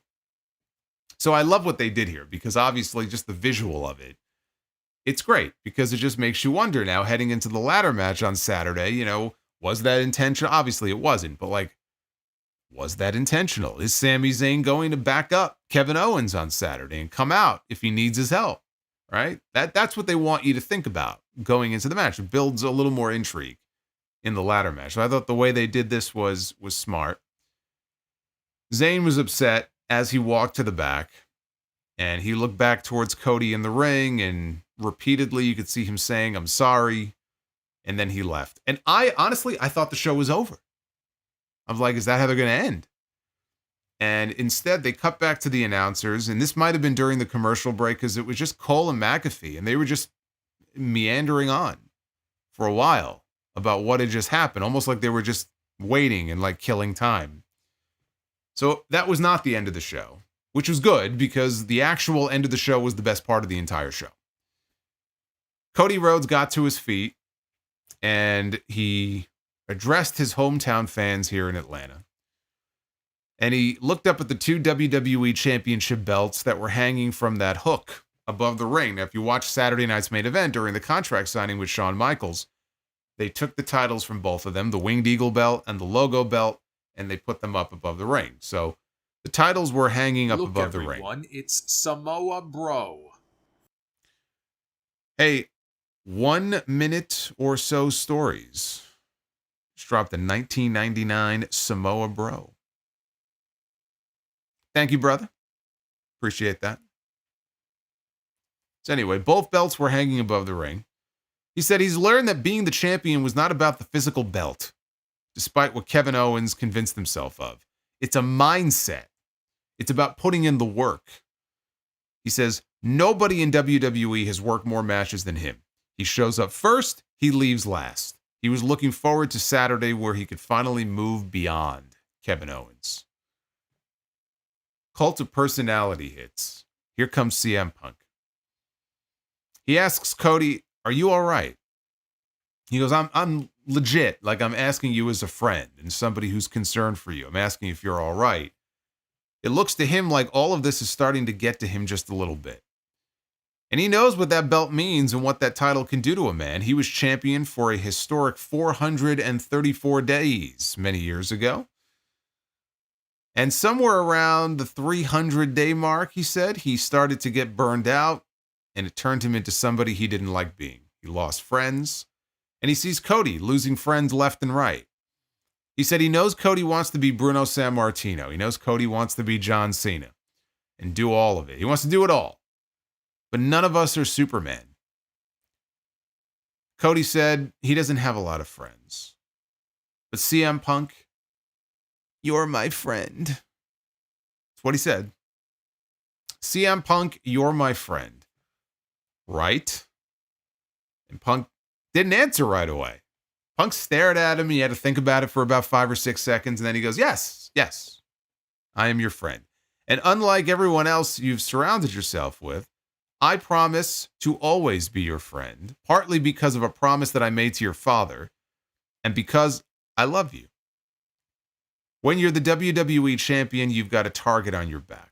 Cody said a year ago, before the Royal Rumble, when they were standing right here like they are now, Punk had a prediction. He said that a prediction that had a lot of truth to it. So, friend, tell me, what's next for me? And Punk said, in the short term, you're in your hometown. You get to sleep in your own bed tonight. But you're probably not going to sleep at all because you probably have an early call time to do media. Or maybe you don't have an early call time. Maybe you'll be able to spend some time with your family. But it doesn't matter because you're not going to be sleeping regardless. Instead of sleeping, you're going to be thinking about that title up there. And if Cody makes it past Kevin Owens, then there's the next show, and then there's the next one, and the next one. More sacrifices and less time with your family. Because that title means something to guys like you and me. Somebody is going to win the Royal Rumble and challenge you for that championship at WrestleMania, and they're going to take that title from you. That's the good news, Cody. And Cody laughs and said, that's the good news. And please tell me what the bad news is. And Punk said the bad news is that that person is going to be me. And he's going to see him in the main event of WrestleMania. And because he's the one true friend that he has, I'm going to stab you in the front. Cody said he appreciates that. And he's going to tell CM Punk something. When he first started out, he met Punk, right? The chick magnet back then. They were all chasing Punk. Everybody was chasing CM Punk. Same when he went to the main roster. They were still chasing CM Punk. And even later on, after Punk left, people were still chanting his name. They were still chasing after CM Punk. But now this relationship has completely changed. He's no longer chasing him. Punk is now chasing Cody. And he hopes that Punk wins the Royal Rumble because he wants him to catch up. Cody went to go leave and Punk grabbed him and he told him, I'm not finished. He goes, a lot of them have said that they wanted to catch him, but they're a graveyard full of guys like that have made that comment. So Punk went to go leave. Cody stopped him. And he said he wants Punk to win the Royal Rumble so that he can see the look on his face when he realizes the best in the world is not the best in the world anymore. So for 2 years now, that was the end of the show. But for 2 years now, heading into the Royal Rumble, we have had tension teased on this show, face-to-face, between CM Punk and Cody Rhodes. They did this last year. The dynamic was different. They were both in the Royal Rumble match. It came down to the two of them. And in the end, we know Punk got hurt, but in the end, it didn't change the outcome. Cody was going to win all along, and Cody was going to go wrestle Roman Reigns and get his belt at WrestleMania and finish his story, and that's what he did. But again, they teased it last year. This year, Cody's the champion. Punk is chasing him. Punk wants to win the Rumble to get the shot at Cody Rhodes at WrestleMania. It's a huge match that they just teased. And it would be kind of weird for them to tease it if they didn't have any plans of doing it. Doesn't have to be at WrestleMania, but sure feels like there's a better than decent chance that maybe we get Cody Rhodes and CM Punk for the WWE Championship at WrestleMania. It could very well happen. Again, I pitched on the Sound Off this weekend. I did my Royal Rumble predictions. And I picked CM Punk to win the Royal Rumble. CM Punk could very well challenge Gunther for the World Heavyweight title, or he could challenge for the WWE Championship. I could see it going either way. After what they did here in this segment, it actually is more plausible that he would go after Cody Rhodes, especially if they're not going to do Cody and The Rock. But again, you have to understand something, that at least up until a few weeks ago, things were still very fluid. And it was Mike Johnson, I think, on PW Insider, who said it was being discussed internally in a very serious way, the idea of doing John Cena against Cody Rhodes at WrestleMania. But these are all ideas. Nothing is etched in a stone tablet. So it could be Cena and Cody, it could be Punk and Cody, it could be Rock and Cody, it could be Randy Orton and Cody, it could be Randy Orton, Kevin Owens and Cody in a triple threat. Any number of possibilities here. Cody and Punk would be a huge match. And yes, there's history there because these two men made Tony Khan a lot of money. They had great success in AEW. They used to work there. They left under very suspect and unfortunate circumstances in both cases. More so Punk. Okay, the controversy was there for both of their exits. Okay, and we may never know the real truth as to why Cody left. Everybody's got their theory about why and who it involved and Brandy and all this other stuff. But they share that in common. But it would be a gigantic match. You know what else would be a gigantic match? Roman Reigns against CM Punk. So which match do you want to see? Which match would you rather see at WrestleMania this year? Would you rather see Roman Reigns and CM Punk, or would you rather see Cody Rhodes and CM Punk? Because I think Roman Reigns and CM Punk could be a SummerSlam match. You got that Paul Heyman favor that's just kind of hanging out there.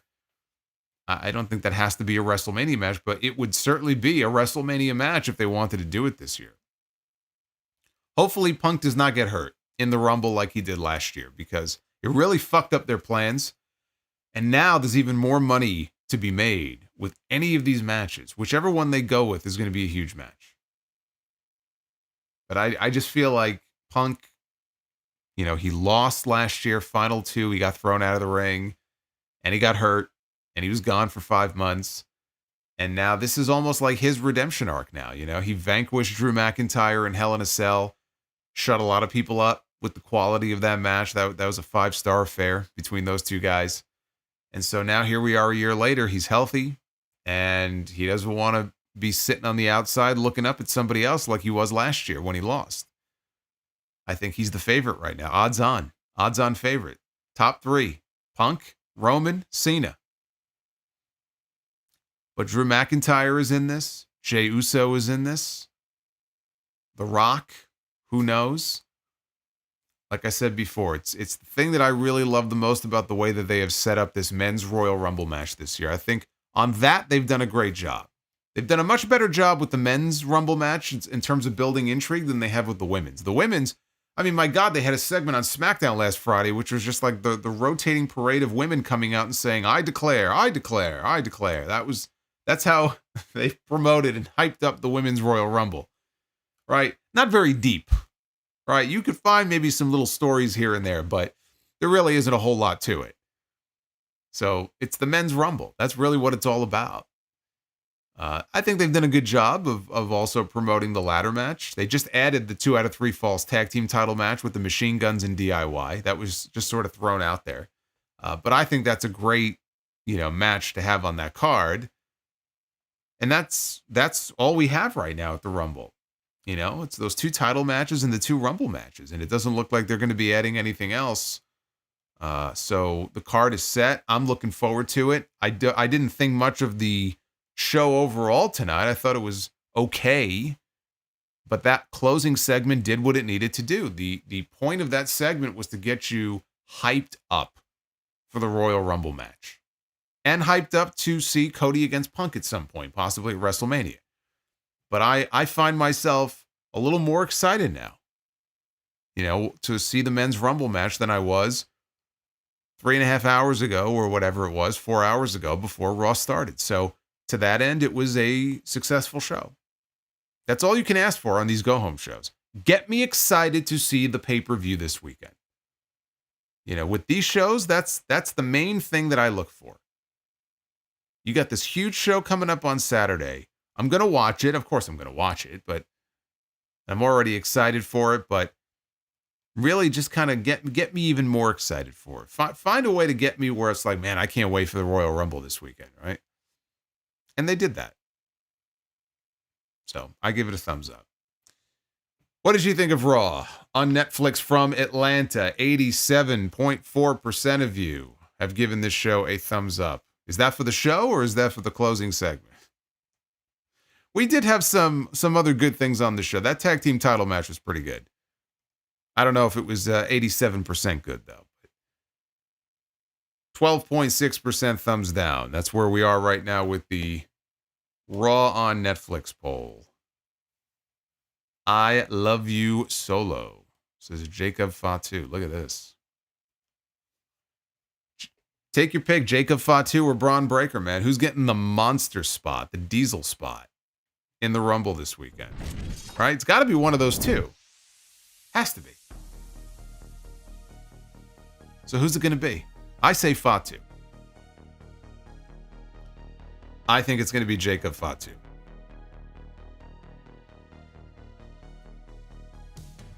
All right, let's go through your super chats here.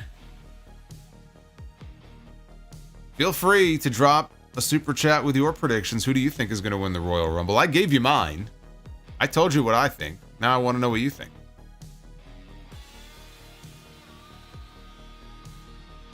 Base Beerus. Hey, yo. Thank you for the $2, Base Beerus. Jerome Eugenio, in your opinion, which wrestler should have won a Royal Rumble but never did? Mr. Perfect came so close. Mr. Perfect came so close in 1990, and then Hogan, who was the champion at the time, and really didn't need to be in it, threw him out over the ring post. Not even over the top rope. He threw him over the post. I don't know. It would have been nice to see Mr. Perfect maybe win one.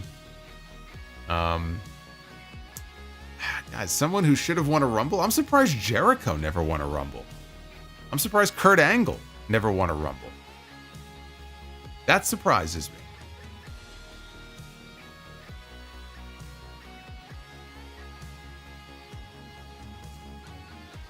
King Nader, thank you for the super chat. Joseph. Is Triple H always confusing long reigns with interesting ones? Seems to me everyone is obsessed over the number of days rather than the battles. I think that's more of a common thing in wrestling today in general. You hear a lot of people talking about the number of days, that somebody has been champion. I just think that for so long we had the days of Crash TV, back during the Attitude Era and the Monday Night War, and we had titles that were changing like hot potatoes every other week. There had to be a correction. And I think over the years there has been. But I agree. I mean, we don't need everybody to have a long 6-month, 12-month, 18-month reign as champion, because it gets boring after a while. So yeah, I think it probably happens a little more than it should. It would make things a little more interesting if titles changed hands a little more frequently. I'm not saying they should change hands every couple of weeks, but I think that's a fair point. The Sheriff of Patties, with the beautiful Winged Eagle title being on TV a lot, I have a simple question. Which 3 wrestlers would you associate this belt with the most? I associate it with Bret Hart, I associate it with Hulk Hogan, and I associate it with Shawn Michaels. Those are the 3.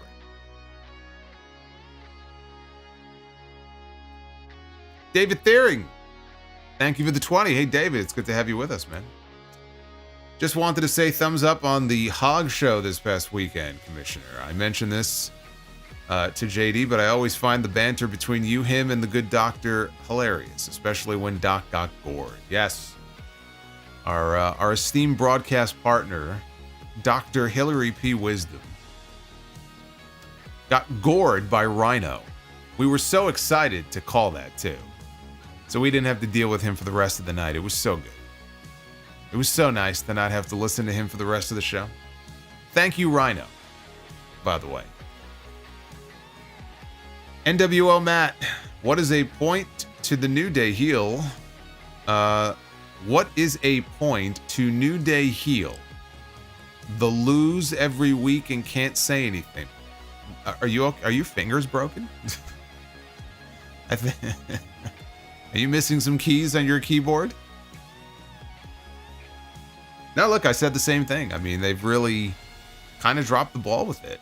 You know, they didn't kill it, but like they've really dropped the ball with the New Day, man. They should be featured more often than they are. They should be doing more than what they have them doing. It's like they don't know what to do with them now. The final ball, and it doesn't help, by the way, that the tag team division is in terrible shape right now. The final boss. Punk versus Cody feels box office. So many options. They have a lot of options. Again, Roman and Punk is box office. Where does Paul Heyman's allegiance lie, right? There's a huge story there to be told. If you're Triple H right now, look, I mean, seriously, you have got an embarrassment of riches as far as the matches that you could go with for this show. David Thiering. Did you ever ask Haku and Kurt Angle, as you mentioned on social media from the WWE Vault video, who the biggest badass was in WWE history? I would laugh if Haku and Kurt actually agree on an answer. No, I didn't ask them that. I just said they were both going to be in the house together. So, got to keep them apart, you know? But I did get to meet Haku. He was very nice. And I got to sit in on a seminar that Kurt Angle was giving. Mostly just taking Q&A, but give a whole session to the students before doors open.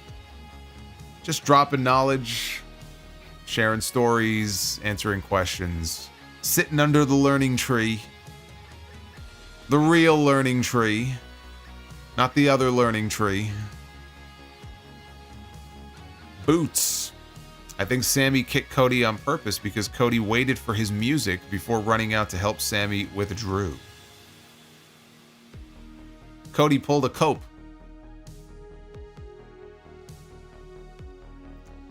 Dev to Dust. It's renewed channel membership for 35 months.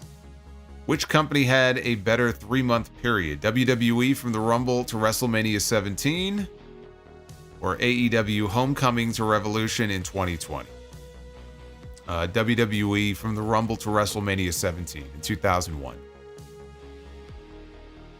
David says, last one for tonight. Curious, what are some of your own personal favorite Hog matches that you have called, and does the Santana and Kenta match from Friday make the list?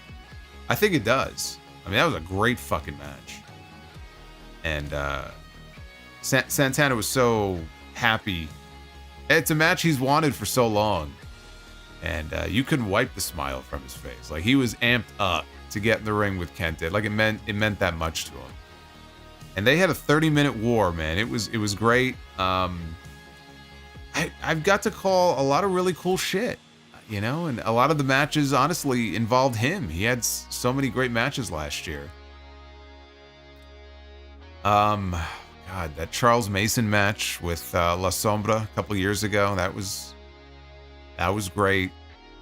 Yeah, I mean, there's been a whole bunch of them.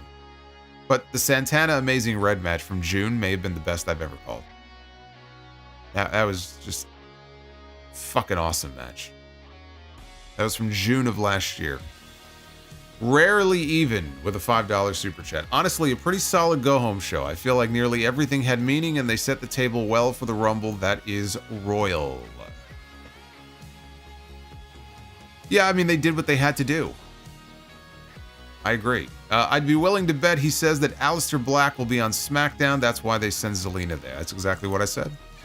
I said we just found out tonight where Aleister Black is going when he comes back. Grant Hudson, 12 months of channel membership. Punk's infamously warned Cody about Rock coming and taking his spot before the Rumble last year. Says, you predicted some things last year that came true. It's too bad he couldn't predict where things would be headed for him in AEW. A lot of that drama could have been avoided. He could have just not come back. And just gone straight back to WWE and avoided all of that. Dark Effect with that $150 bomb. Dark Effect, you crazy sumbitch.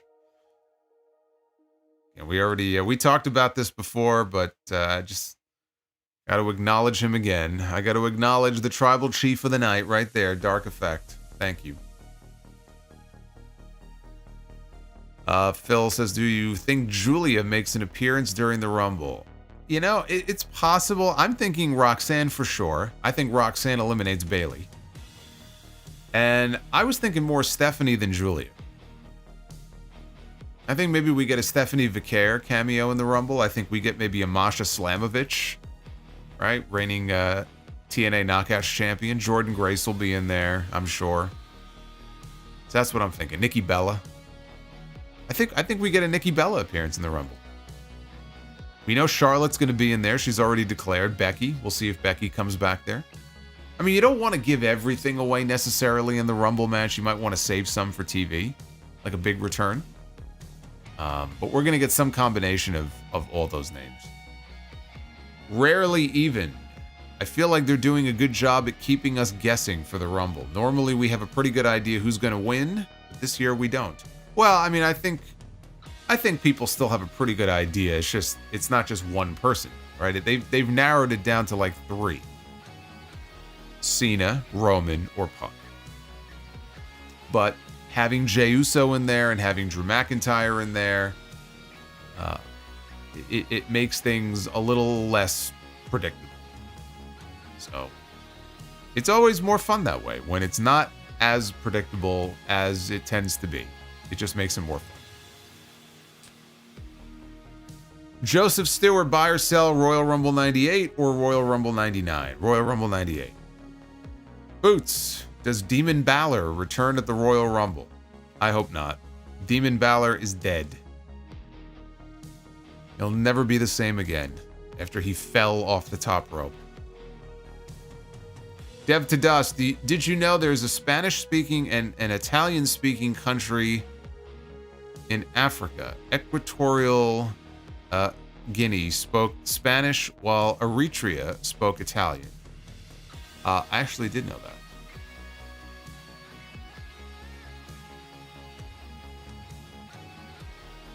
No, I'm kidding. I know of those places, but no, I did not know that. Joseph Stewart, was Shawn Michaels versus Owen Hart the original plan for Royal Rumble 98? No, but it should have been. And I still don't understand why it wasn't. Other than they wanted to shoot that angle with the casket on fire with Undertaker and Kane. And that was, they're like, well, let's run Shawn and Undertaker back for a third time unnecessarily, just so we could do that spot at the very end. It should have been Shawn and Owen. Instead of blowing it off on a Raw match, it should have been the Rumble match in 98. There was no need to go back to Shawn and Undertaker for a third time. None. Alec, and think about this. Had they not have done that casket match, it's very likely that Shawn Michaels would not have ended up with a back injury as bad as he had. That could have changed everything. Who knows what the Attitude Era would have looked like if Shawn Michaels was still around? Who knows if Shawn Michaels would still be here today had he not taken time away? I think it worked out for the better for all involved. But that one decision, imagine like how different things might have been if they would not have had a casket match and it would have been Shawn and Owen at the Rumble instead. Alex says Cody sounded like he just finished a 60-minute Iron Man match against Penta. Awesome promo though. Much love, brother. Solo, enjoy your weekend. You too. Thank you, Alex. Although it's the beginning of the week. We're not at the weekend. I mean, look, I know everybody waits for the weekend here, but it's Monday. You're going to be with me on Wednesday and Friday, I hope, right? The week's not over yet. Joseph says, do you think Dominik Mysterio will have a career in Hollywood as an actor? I don't know, but he's a funny fuck. He's a funny guy, that Dominik. I could see him in a comedy.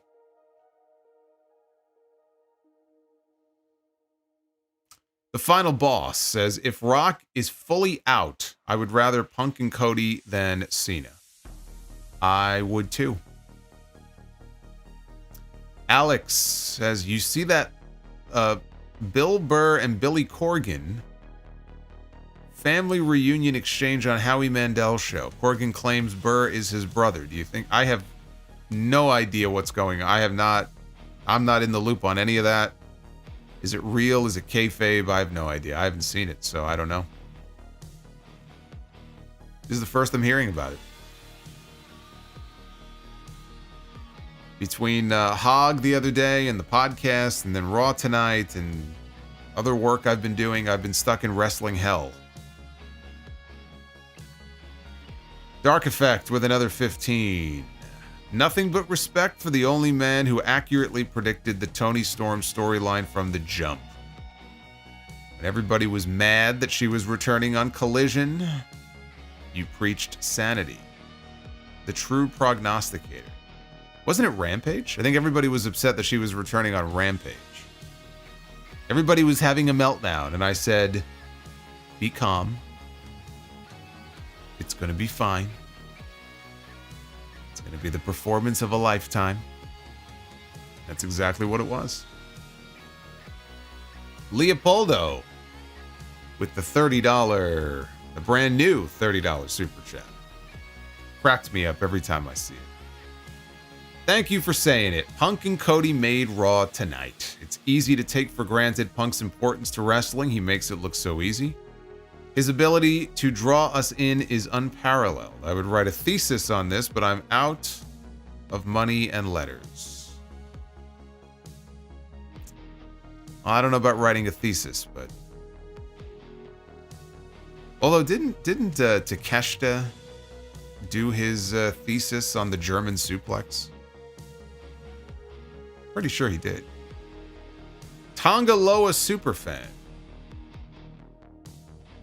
says, heard that you saw Tonga Loa's dad. I did. Did you ask him what number Tonga Loa is coming out at the Royal Rumble? I didn't. I was too afraid of what he might do to me. So I didn't bring it up.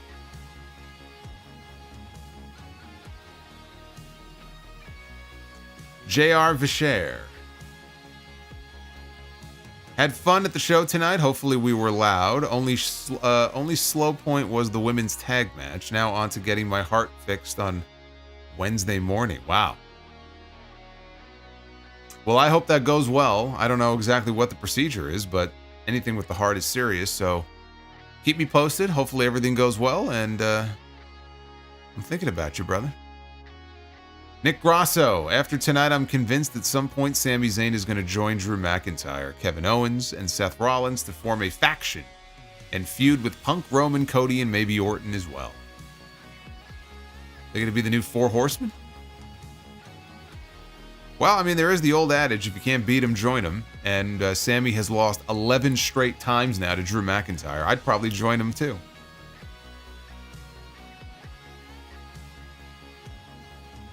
Jeremy Rose says, not surprised, however, eventually I hope WWE stops making Raw look like the celebrity GM era. These bootleg Netflix stars and B-level rappers need to go away. Are you calling 2 Chainz a B-level rapper? If I see Fluffy again, I'm gonna snap. Yeah, I think we've seen enough Fluffy for now. He was on Saturday night's main event. He was on the first Raw Netflix show. I think that's enough.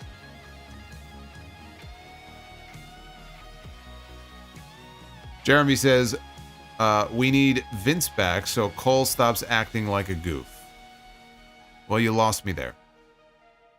And WrestleMania predictions, Drew Roman, Gunther and Jay, Cody and Punk, Cena and... I thought that said Cena and Hogan. Holy shit. Cena and Logan. Do you agree? I could see Gunther and Jay. I could see Cody and Punk after tonight. Drew and Roman. Yeah, you know what? I could see all of those matches. I could see every single one of those matches.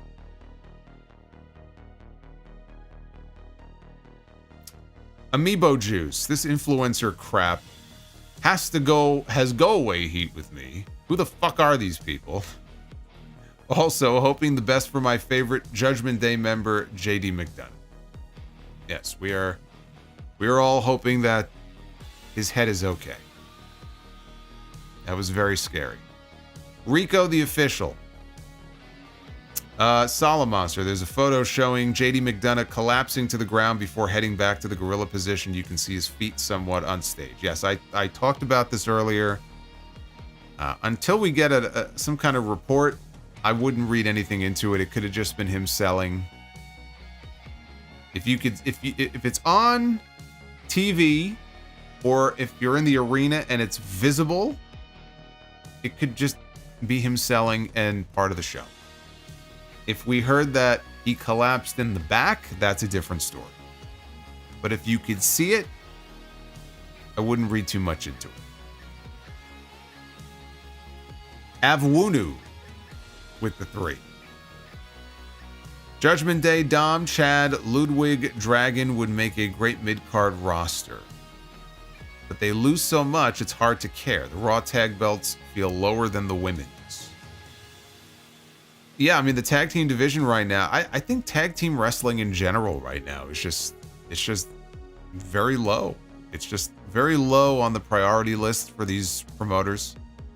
It's too bad, because I think when you have like a fire division and you really put some effort into it and you can come up with some great stories, tag team wrestling is fucking awesome. And right now it's not awesome. It's the opposite of awesome. And that's not just a WWE problem. That's a WWE problem. That's an AEW problem. We're at a low point right now. Hoping as the year goes on, they can turn that around. 1 minute or so stories. I know we are wondering if they dropped the addendum to the contract or not. So what if on Friday we find out that the loser gets transferred to Raw? That would put Kevin on Raw away from Cody and Roman and put him with Sami. Yeah, but it would take him away from Randy.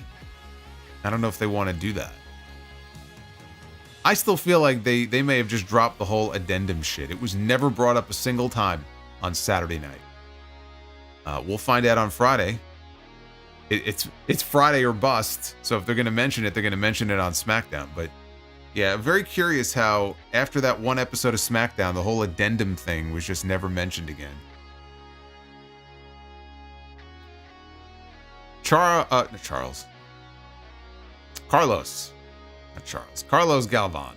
Do we see Sami being the one to take the world championship from Drew sometime next year? I think Drew McIntyre is going to be the world heavyweight champion again later this year. And Sami Zayn finally winning a world title on the main roster and it being Drew McIntyre that he beats to do it would actually be very poetic. I like that idea. MLK. Besides Joe Hendry, my TNA surprise entrants in the men's rumble are Moose and Frankie Kazarian. See, I don't think anybody's going to give a shit if Frankie Kazarian is in there, honestly. If you're going to have more than one TNA guy, I would say Hendry and Nick Nemeth. I would love to see... I mean, selfishly, I would love to see Mike Santana get a Rumble cameo. But I'll go Hendry and Nemeth.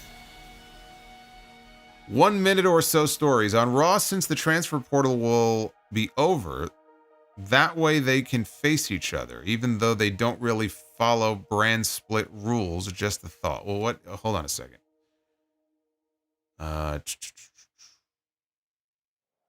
he's okay. So he's talking about Kevin on Raw, moving him there away from Cody and Roman, and put him with Sami on Raw since the transfer portal will be over. Yeah, I mean, again, like I said before, it's possible, but we got to get Kevin Owens and Randy Orton. So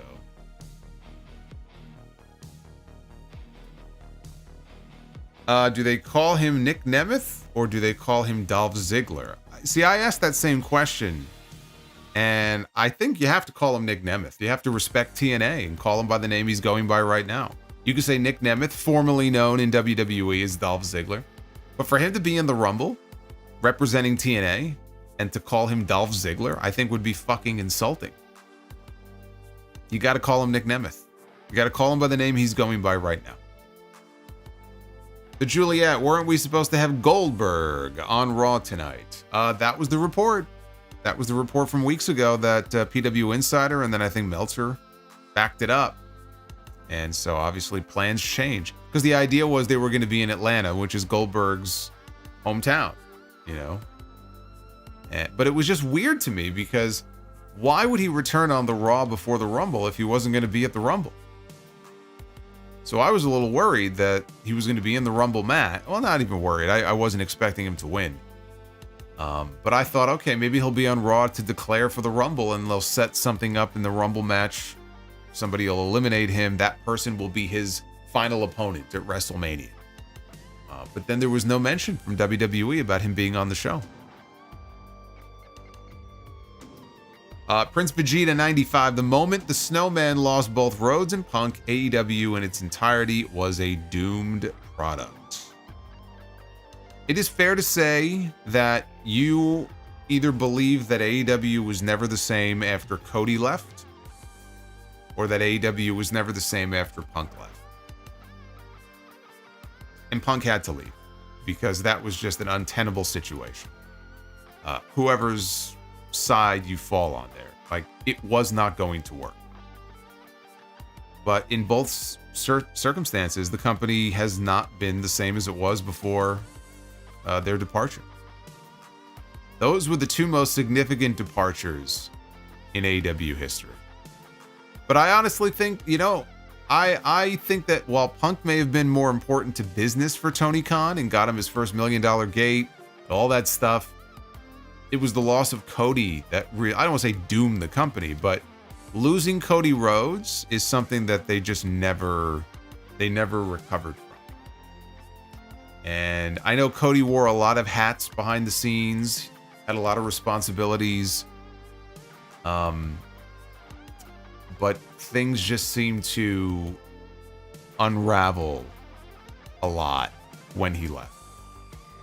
So I think we'll look back on his departure as being a real pivotal turning point for that company, and not in a good way. Fire Panda with 28 months of channel membership says, Hulk Hogan wins the Rumble, Rick cashes in his Flair in the Bank, and beats Cody for the title. Hogan versus Flair at WrestleMania 41 for the WWE Championship. Very good. Are you on bath salts tonight? Juan Sanchez, we need a tag team Royal Rumble. No, we don't. Manuel Macias, do you think the future of the men's division will be fine like the future of the women's? I'm a bit worried since most of the top stars are in their 40s. I think they'll be okay. Yeah, you got talent in NXT right now, Obafemi, and I don't think Trick Williams is ready for a call-up yet, but you got Trick, you got Oba. You've got, well, I mean, look, Fraxium's a tag team, but they're probably one of the best tag teams in wrestling right now. I think they'll be fine. Braun Breaker's already on the main roster. They called up Carmelo Hayes. They have a lot of older talent, but I think they're going to be okay. Nick Grasso with the $9.99 says, with them teasing big matches with Cody Rhodes and Roman Reigns for CM Punk, what do they do with Seth Rollins at WrestleMania? I still think they do Punk versus Rollins part 2 because it can't be a one-off. You could have Punk win the Rumble and have Seth. You know what? It could be that they tease Punk and Cody tonight. Punk wins the Rumble. In the end, he doesn't choose Cody because Rollins beats Gunther maybe at the Elimination Chamber to win the World Heavyweight title. And Punk chooses Seth. And we get Seth and Punk for the World Heavyweight title. Like, there are ways that you can get to Punk and Rollins Part 2 and have the championship on the line. And that's one way to do that. If he's not challenging CM Punk, what do I see Seth Rollins doing? I don't know. He's already wrestled Logan Paul. You're not going to run that back again. I don't know. I don't have a good answer for you. The Juliet says JD McDonagh per Brian Alvarez legit taken to the hospital after the announce table spot. Well, of course. I mean, I'm not surprised by that. That's why I said the match, not that the match should have been stopped. He should have been pulled from the match at that point. He's waving the doctor off. He's saying he's okay. Triple H is asking, is he okay? Is he okay? He's not going to be able to tell you if he's okay because he either doesn't want to stop the match or he's not okay. And so whatever answer he gives you, you can't just take his word for it. And you can't also in 15 seconds pull him aside and be like, you check your eyeballs. Yep, you're okay. Like, you got to err on the side of caution and say, look, you're out. That's it. Either the match is over or we'll just quietly pull you aside. And, these are professionals in the ring and they'll just have to call an audible and figure it out, and that's it. Some things are more important than the fucking match.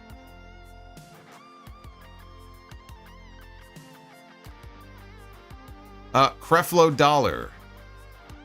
Hey, Solo, great show tonight. Which wrestler's fan base are the Swiftie of wrestling? That is, if you give slight criticism, they all swarm you.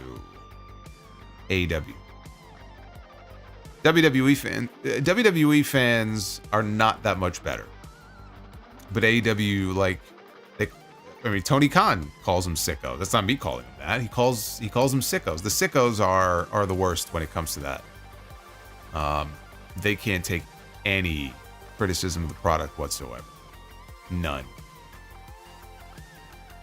And if you say, well, that's not true, if you're someone who accepts criticism, then you're not a sicko. I'm not talking about you. I'm telling you that there are people you cannot say anything bad about AEW. Nothing. If I do a Dynamite review and it's just one of those weeks where everything I think is just firing on all cylinders, man, this segment was great. I like this segment. That match was good. I like this. I like that. And then I make a comment about how the pacing from one segment to the next, man, they didn't really let it breathe. They just went in from one segment to the next. There'll be at least that one person that'll give me that fucking dissertation about, well, 6 weeks ago on Raw, they did this similar thing, and funny, I didn't hear Solomonster talk about it. It's bad, it's bad. These people are real, and it's just very bizarre behavior.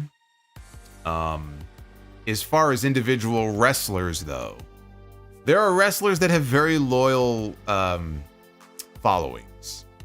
And I know it's very, very loyal when it comes to some of the female wrestlers. So, Mercedes has some very loyal fans, and Alexa Bliss has some very loyal fans. I'm trying to be nice here. Rhea Ripley. Okay? You see it. You go on social media. I know you see the same thing.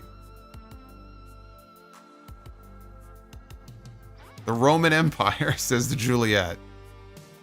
Yes, the Roman Empire. Rarely even.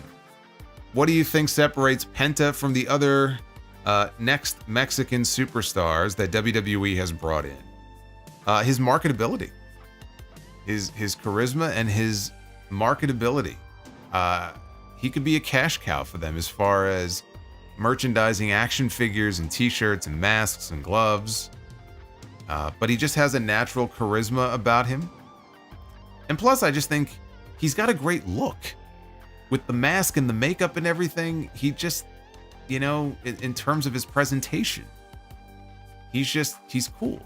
He's got that cool factor to him. So I think he can go far. I think he can go a lot farther than a lot of other talent they've brought in where you've heard them say, oh, this could be their next great, you know, Mexican star or Latin star or whatever. And then it goes nowhere. Penta's different. But, you know, is Triple H going to capitalize on it? I hope so. So far, so good. But it's only been 3 weeks. Talk to me in 6 months. We'll see where we are.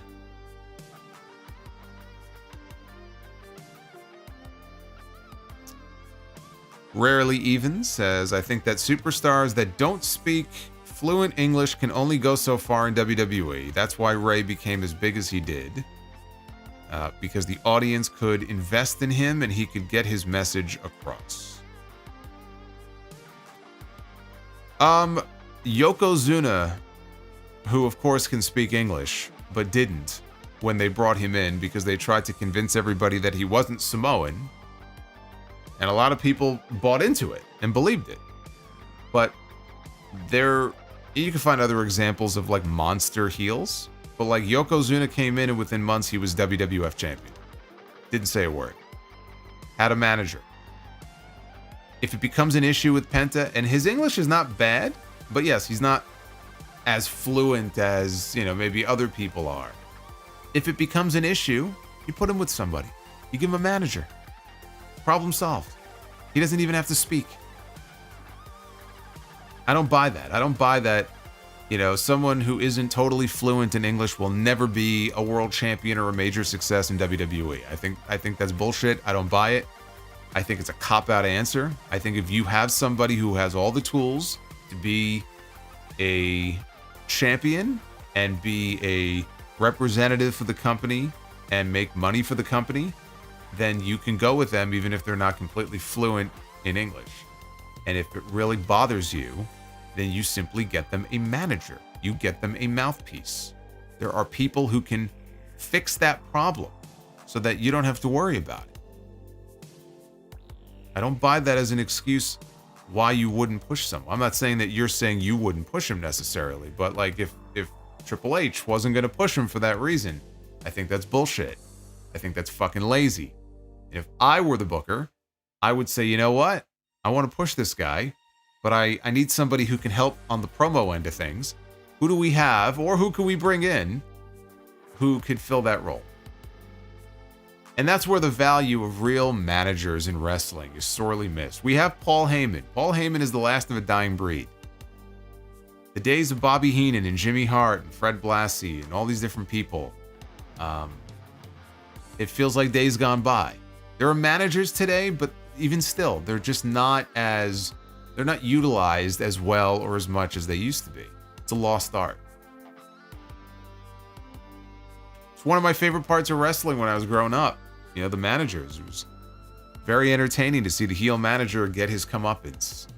Or the heel manager leading the charge with his stable against the top babyface, right? We're going to kill Hulkamania, so we're going to throw all these people at him. And, you know, it was fun. We need more of that in wrestling. I'll tell you what, that's one of the things I love about the Callis family and Don Callis and the role that Don Callis is in right now in AEW. Don Callis and Paul Heyman, like, that's it right now. Like, as far as like, and more so Callis than Heyman these days, frankly. You know, Heyman's not even a manager so much anymore.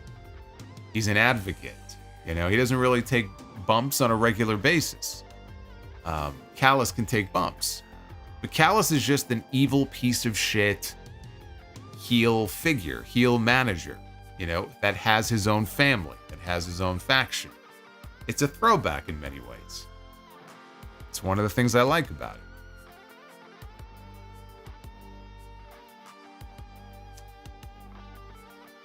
We got King Nader, channel member for 22 months. I love it. Carmelo jumped Cody after Raw went off the air. Carmelo to Raw. I don't know if that's official or not. It could just be a dark segment.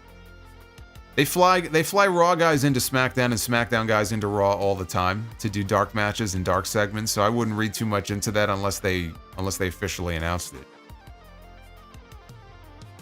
What happened to Stokely? That's right. What happened to Stokely Hathaway? You'd have to ask Tony Khan. I don't know. He kind of vanished, didn't he?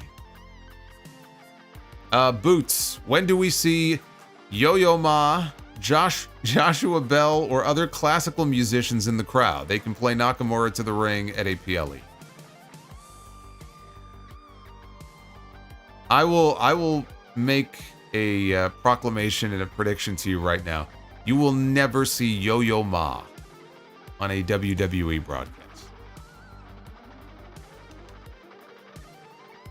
Tongaloa Superfan, do you still consider the WWE to be the land of the giants? No, not like it used to be. It hasn't been the land of the giants in a very long time. Do you feel him, sir? I do. I feel the mana. Do you feel that? Do you feel the mana? We might be feeling the mana at the end of the Royal Rumble this weekend. Poppy with the $5. You mentioned Roman as the 2K cover athlete, but forgot Tongaloa is also now officially a 2K cover athlete. No, that's the deluxe edition. He'll be gracing the cover of the deluxe edition. Boney, has Triple H done a good job of making the WWE title and heavyweight title feel equal? Feels like Gunther's been little brothered by Cody on his own show. I don't think he's done a great job of making them feel equal. I don't. I think he could do better. Leopoldo, Seth can go Shawn Taker WrestleMania route and force CM's hand. Well, he'll have his chance in the Rumble this weekend. Seth gets dumped. He could pull a Hogan on Sid in '92 and try to get CM Punk eliminated.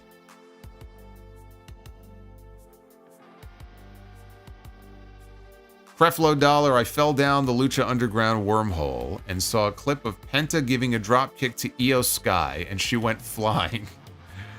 Plus, Reclusa's entrance just now. Ah, yes, Reclusa. Chelsea Green.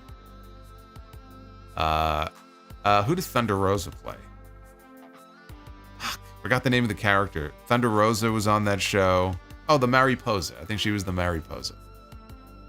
Yeah, you know, that episode of Lucha Underground where Penta had to run the gauntlet against Io, I think it was Mayu Iwatani and Kairi Sane. And I think they beat him. That was fucking great. That was the first time I saw Io Sky. I said, well, who is this? I'm not familiar with this person. Casey is Raw. Channel member for 35 months. What's up, Solomonster? What's up, Casey? Thank you for being a member. Hope you're doing well. Happy New Year.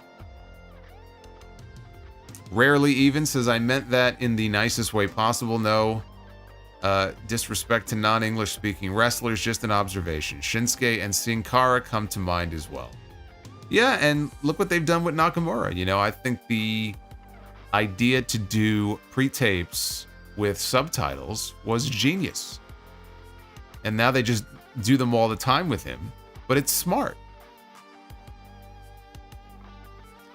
The final boss, Punk Cody at Mania, might give Tony Khan a heart attack. Well, they should ask him. He was in the crowd tonight.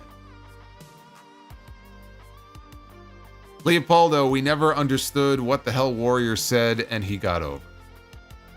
Yeah, how about that? Ultimate Warrior just spoke gibberish in his promos, and he was pretty popular there for a while. Of course, he was also all yoked up on anabolic steroids and looked like he was about to burst. So that probably was part of his appeal. He looked like a comic book character come to life. Rarely Even, I think Jay's time is next year. I think he takes next year's Rumble, and next year's Mania is the year he takes the world title. A year is a long time. A lot can happen between now and then. I don't know. The Learning Sicko, Dr. Bropio. Penta sucks in WWE. He was better in AEW. I joke. Thank you, Dr. Bropio. Thank you. Thank you for your insight. So what are we thinking? Are we thinking Yo-Yo Ma as a surprise in the Royal Rumble match this week? Wouldn't that be something? Oh man, I don't know what would be worse. I think I would take Yo-Yo Ma over I Show Speed. All right, we are one like shy of 500, and we just hit 500. There you go. See, I didn't even have to finish my sentence. We hit 500 likes. So thank you guys for that. And right now, let's go ahead and be the booker. Ladies and gentlemen, it is now time to be the booker. Just like that, it is time to be the booker.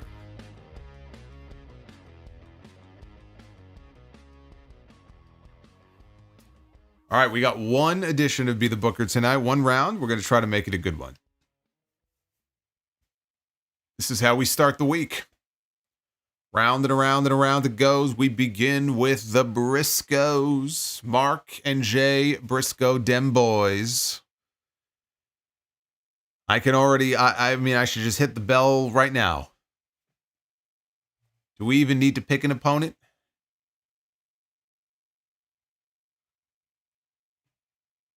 It's going to be the Briscoes against the Briscoes. And Mark and Jay Briscoe against Mark and Jay Briscoe. This is going to be, as Gorilla Monsoon used to say, this is going to be a Pier 6 brawl, is what this is going to be. Holy shit. What a fucking street fight this is going to be. That's how you start Be the Booker right there. The Briscoes are going to war with the Briscoes. Don't get no better than that.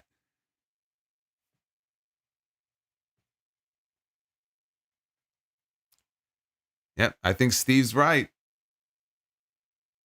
His money is on the Briscoes. I think you may be right.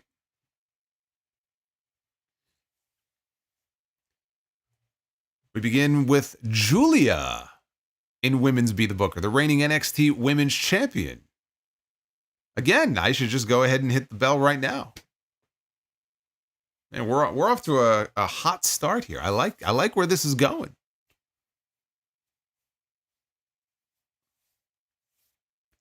It's going to be Julia against Trish Stratus.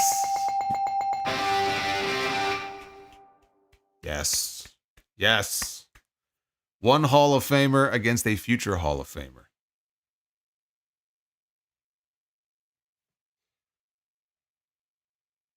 Can we do it? We're on such a roll here. Can we do it? Is this going to be our night? We begin with the Scottish Warrior, the Scottish psychopath, Drew McIntyre, in the main event of Raw tonight, and now in the main event of Be the Booker. Look at that, a double main event for Drew McIntyre. But he's not going to be wrestling Sami Zayn tonight. At least I don't think so. Wouldn't that be something?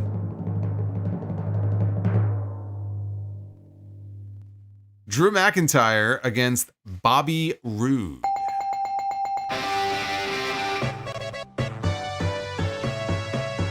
A match we never got to see, unfortunately. But a match I think would have been excellent. Two former TNA. Well, he was, right? He was a TNA World Champion.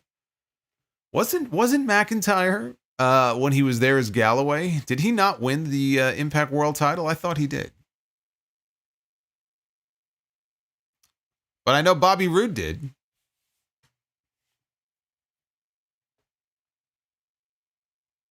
Was that an NXT match? I don't remember. Oh, okay, it happened in NXT. I stand corrected. I guess I forgot about that. That's right. That's right. I guess they did wrestle in NXT. Oh, how about that? All right. I totally forgot about that. But was Drew a TNA champion? I thought he was.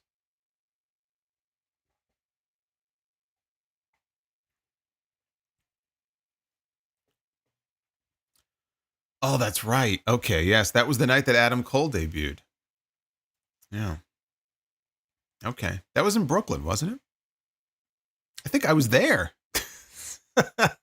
I think I might have been there for that match, and I have no memory of this. I remember Adam Cole debuting. I remember that. Oh my God, I think I was there. Oh my God, my brain is mush.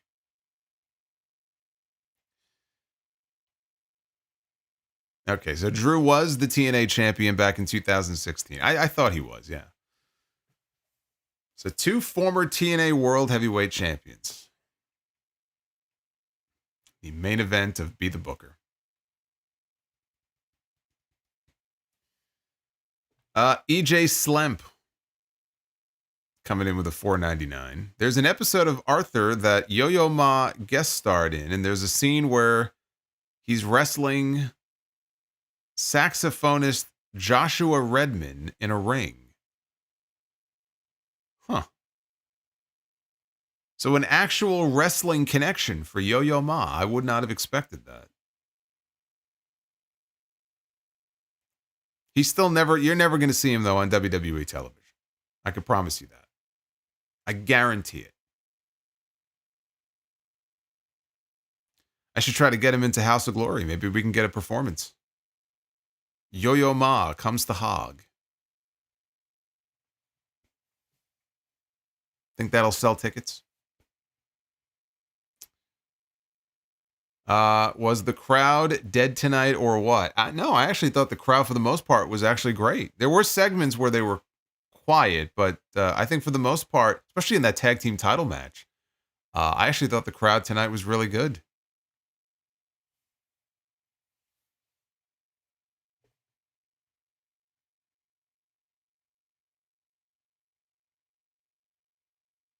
In wrestling, never say never. I'm saying never. Never will you see Yo-Yo Ma on a WWE show. Okay, so the podcast this weekend, if you didn't listen to it, make sure you listen to it. Episode 898, over 2 hours.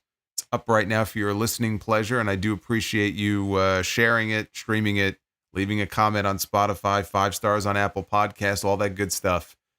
I'm going to be back with you on this channel Wednesday night after Dynamite. Mercedes Moné defends her TBS championship against Yuka Sakazaki. I know you're all on the edge of your seat.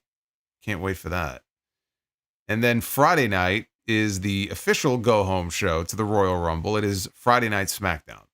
And so I will be live after SmackDown. Of course, I'll be live with JD on his channel tomorrow night for a brand new episode of Tuesday Night Titans. So a lot of content coming up this week. This weekend is the Royal Rumble. Live on YouTube after the Rumble. 6 p.m. Eastern start time for the Rumble. Don't forget, it's going on earlier than usual. I don't know why, but some people may forget. So 6 o'clock Eastern, that's when the Rumble starts. When the Rumble's over, you come here. I got the post show for you. Ready to go. The Winston Slip says, would you like to see someone with the Rumble from a number spot that hasn't won before? I always pick number 16, and no one ever won until Drew in 2020. I honestly don't give a shit. I could not possibly care any less if the winner comes from the number 4 spot or if they come from the number 24 spot. Just give me an entertaining Rumble. You know, just tell those stories. Give me an exciting finish, an exciting Final Four. That's all I ask for. What number the winner comes from.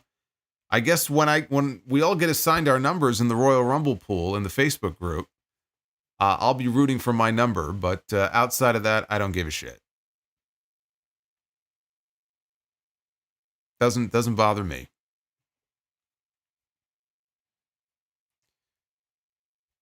R-Truth shows up an hour late to the Rumble. Well, he did show up in the Women's Rumble one year, didn't he? Anyway, Be well. Stay safe. Check out all that other content. And I will see you back here live Wednesday night for the Dynamite. Some of these streams end up more entertaining than the television show. So come on back and we'll talk AEW on Wednesday. And Holiday 197, caught you at the end. What are your thoughts on CM Punk's return so far? Outside of the injury, I mean, it's so far so good, right? I mean, the injury obviously fucked a lot of things up, but as far as business and the different matches that they have, so far so good. Let's see if they can keep it up through WrestleMania season. See you guys on Wednesday. Take care.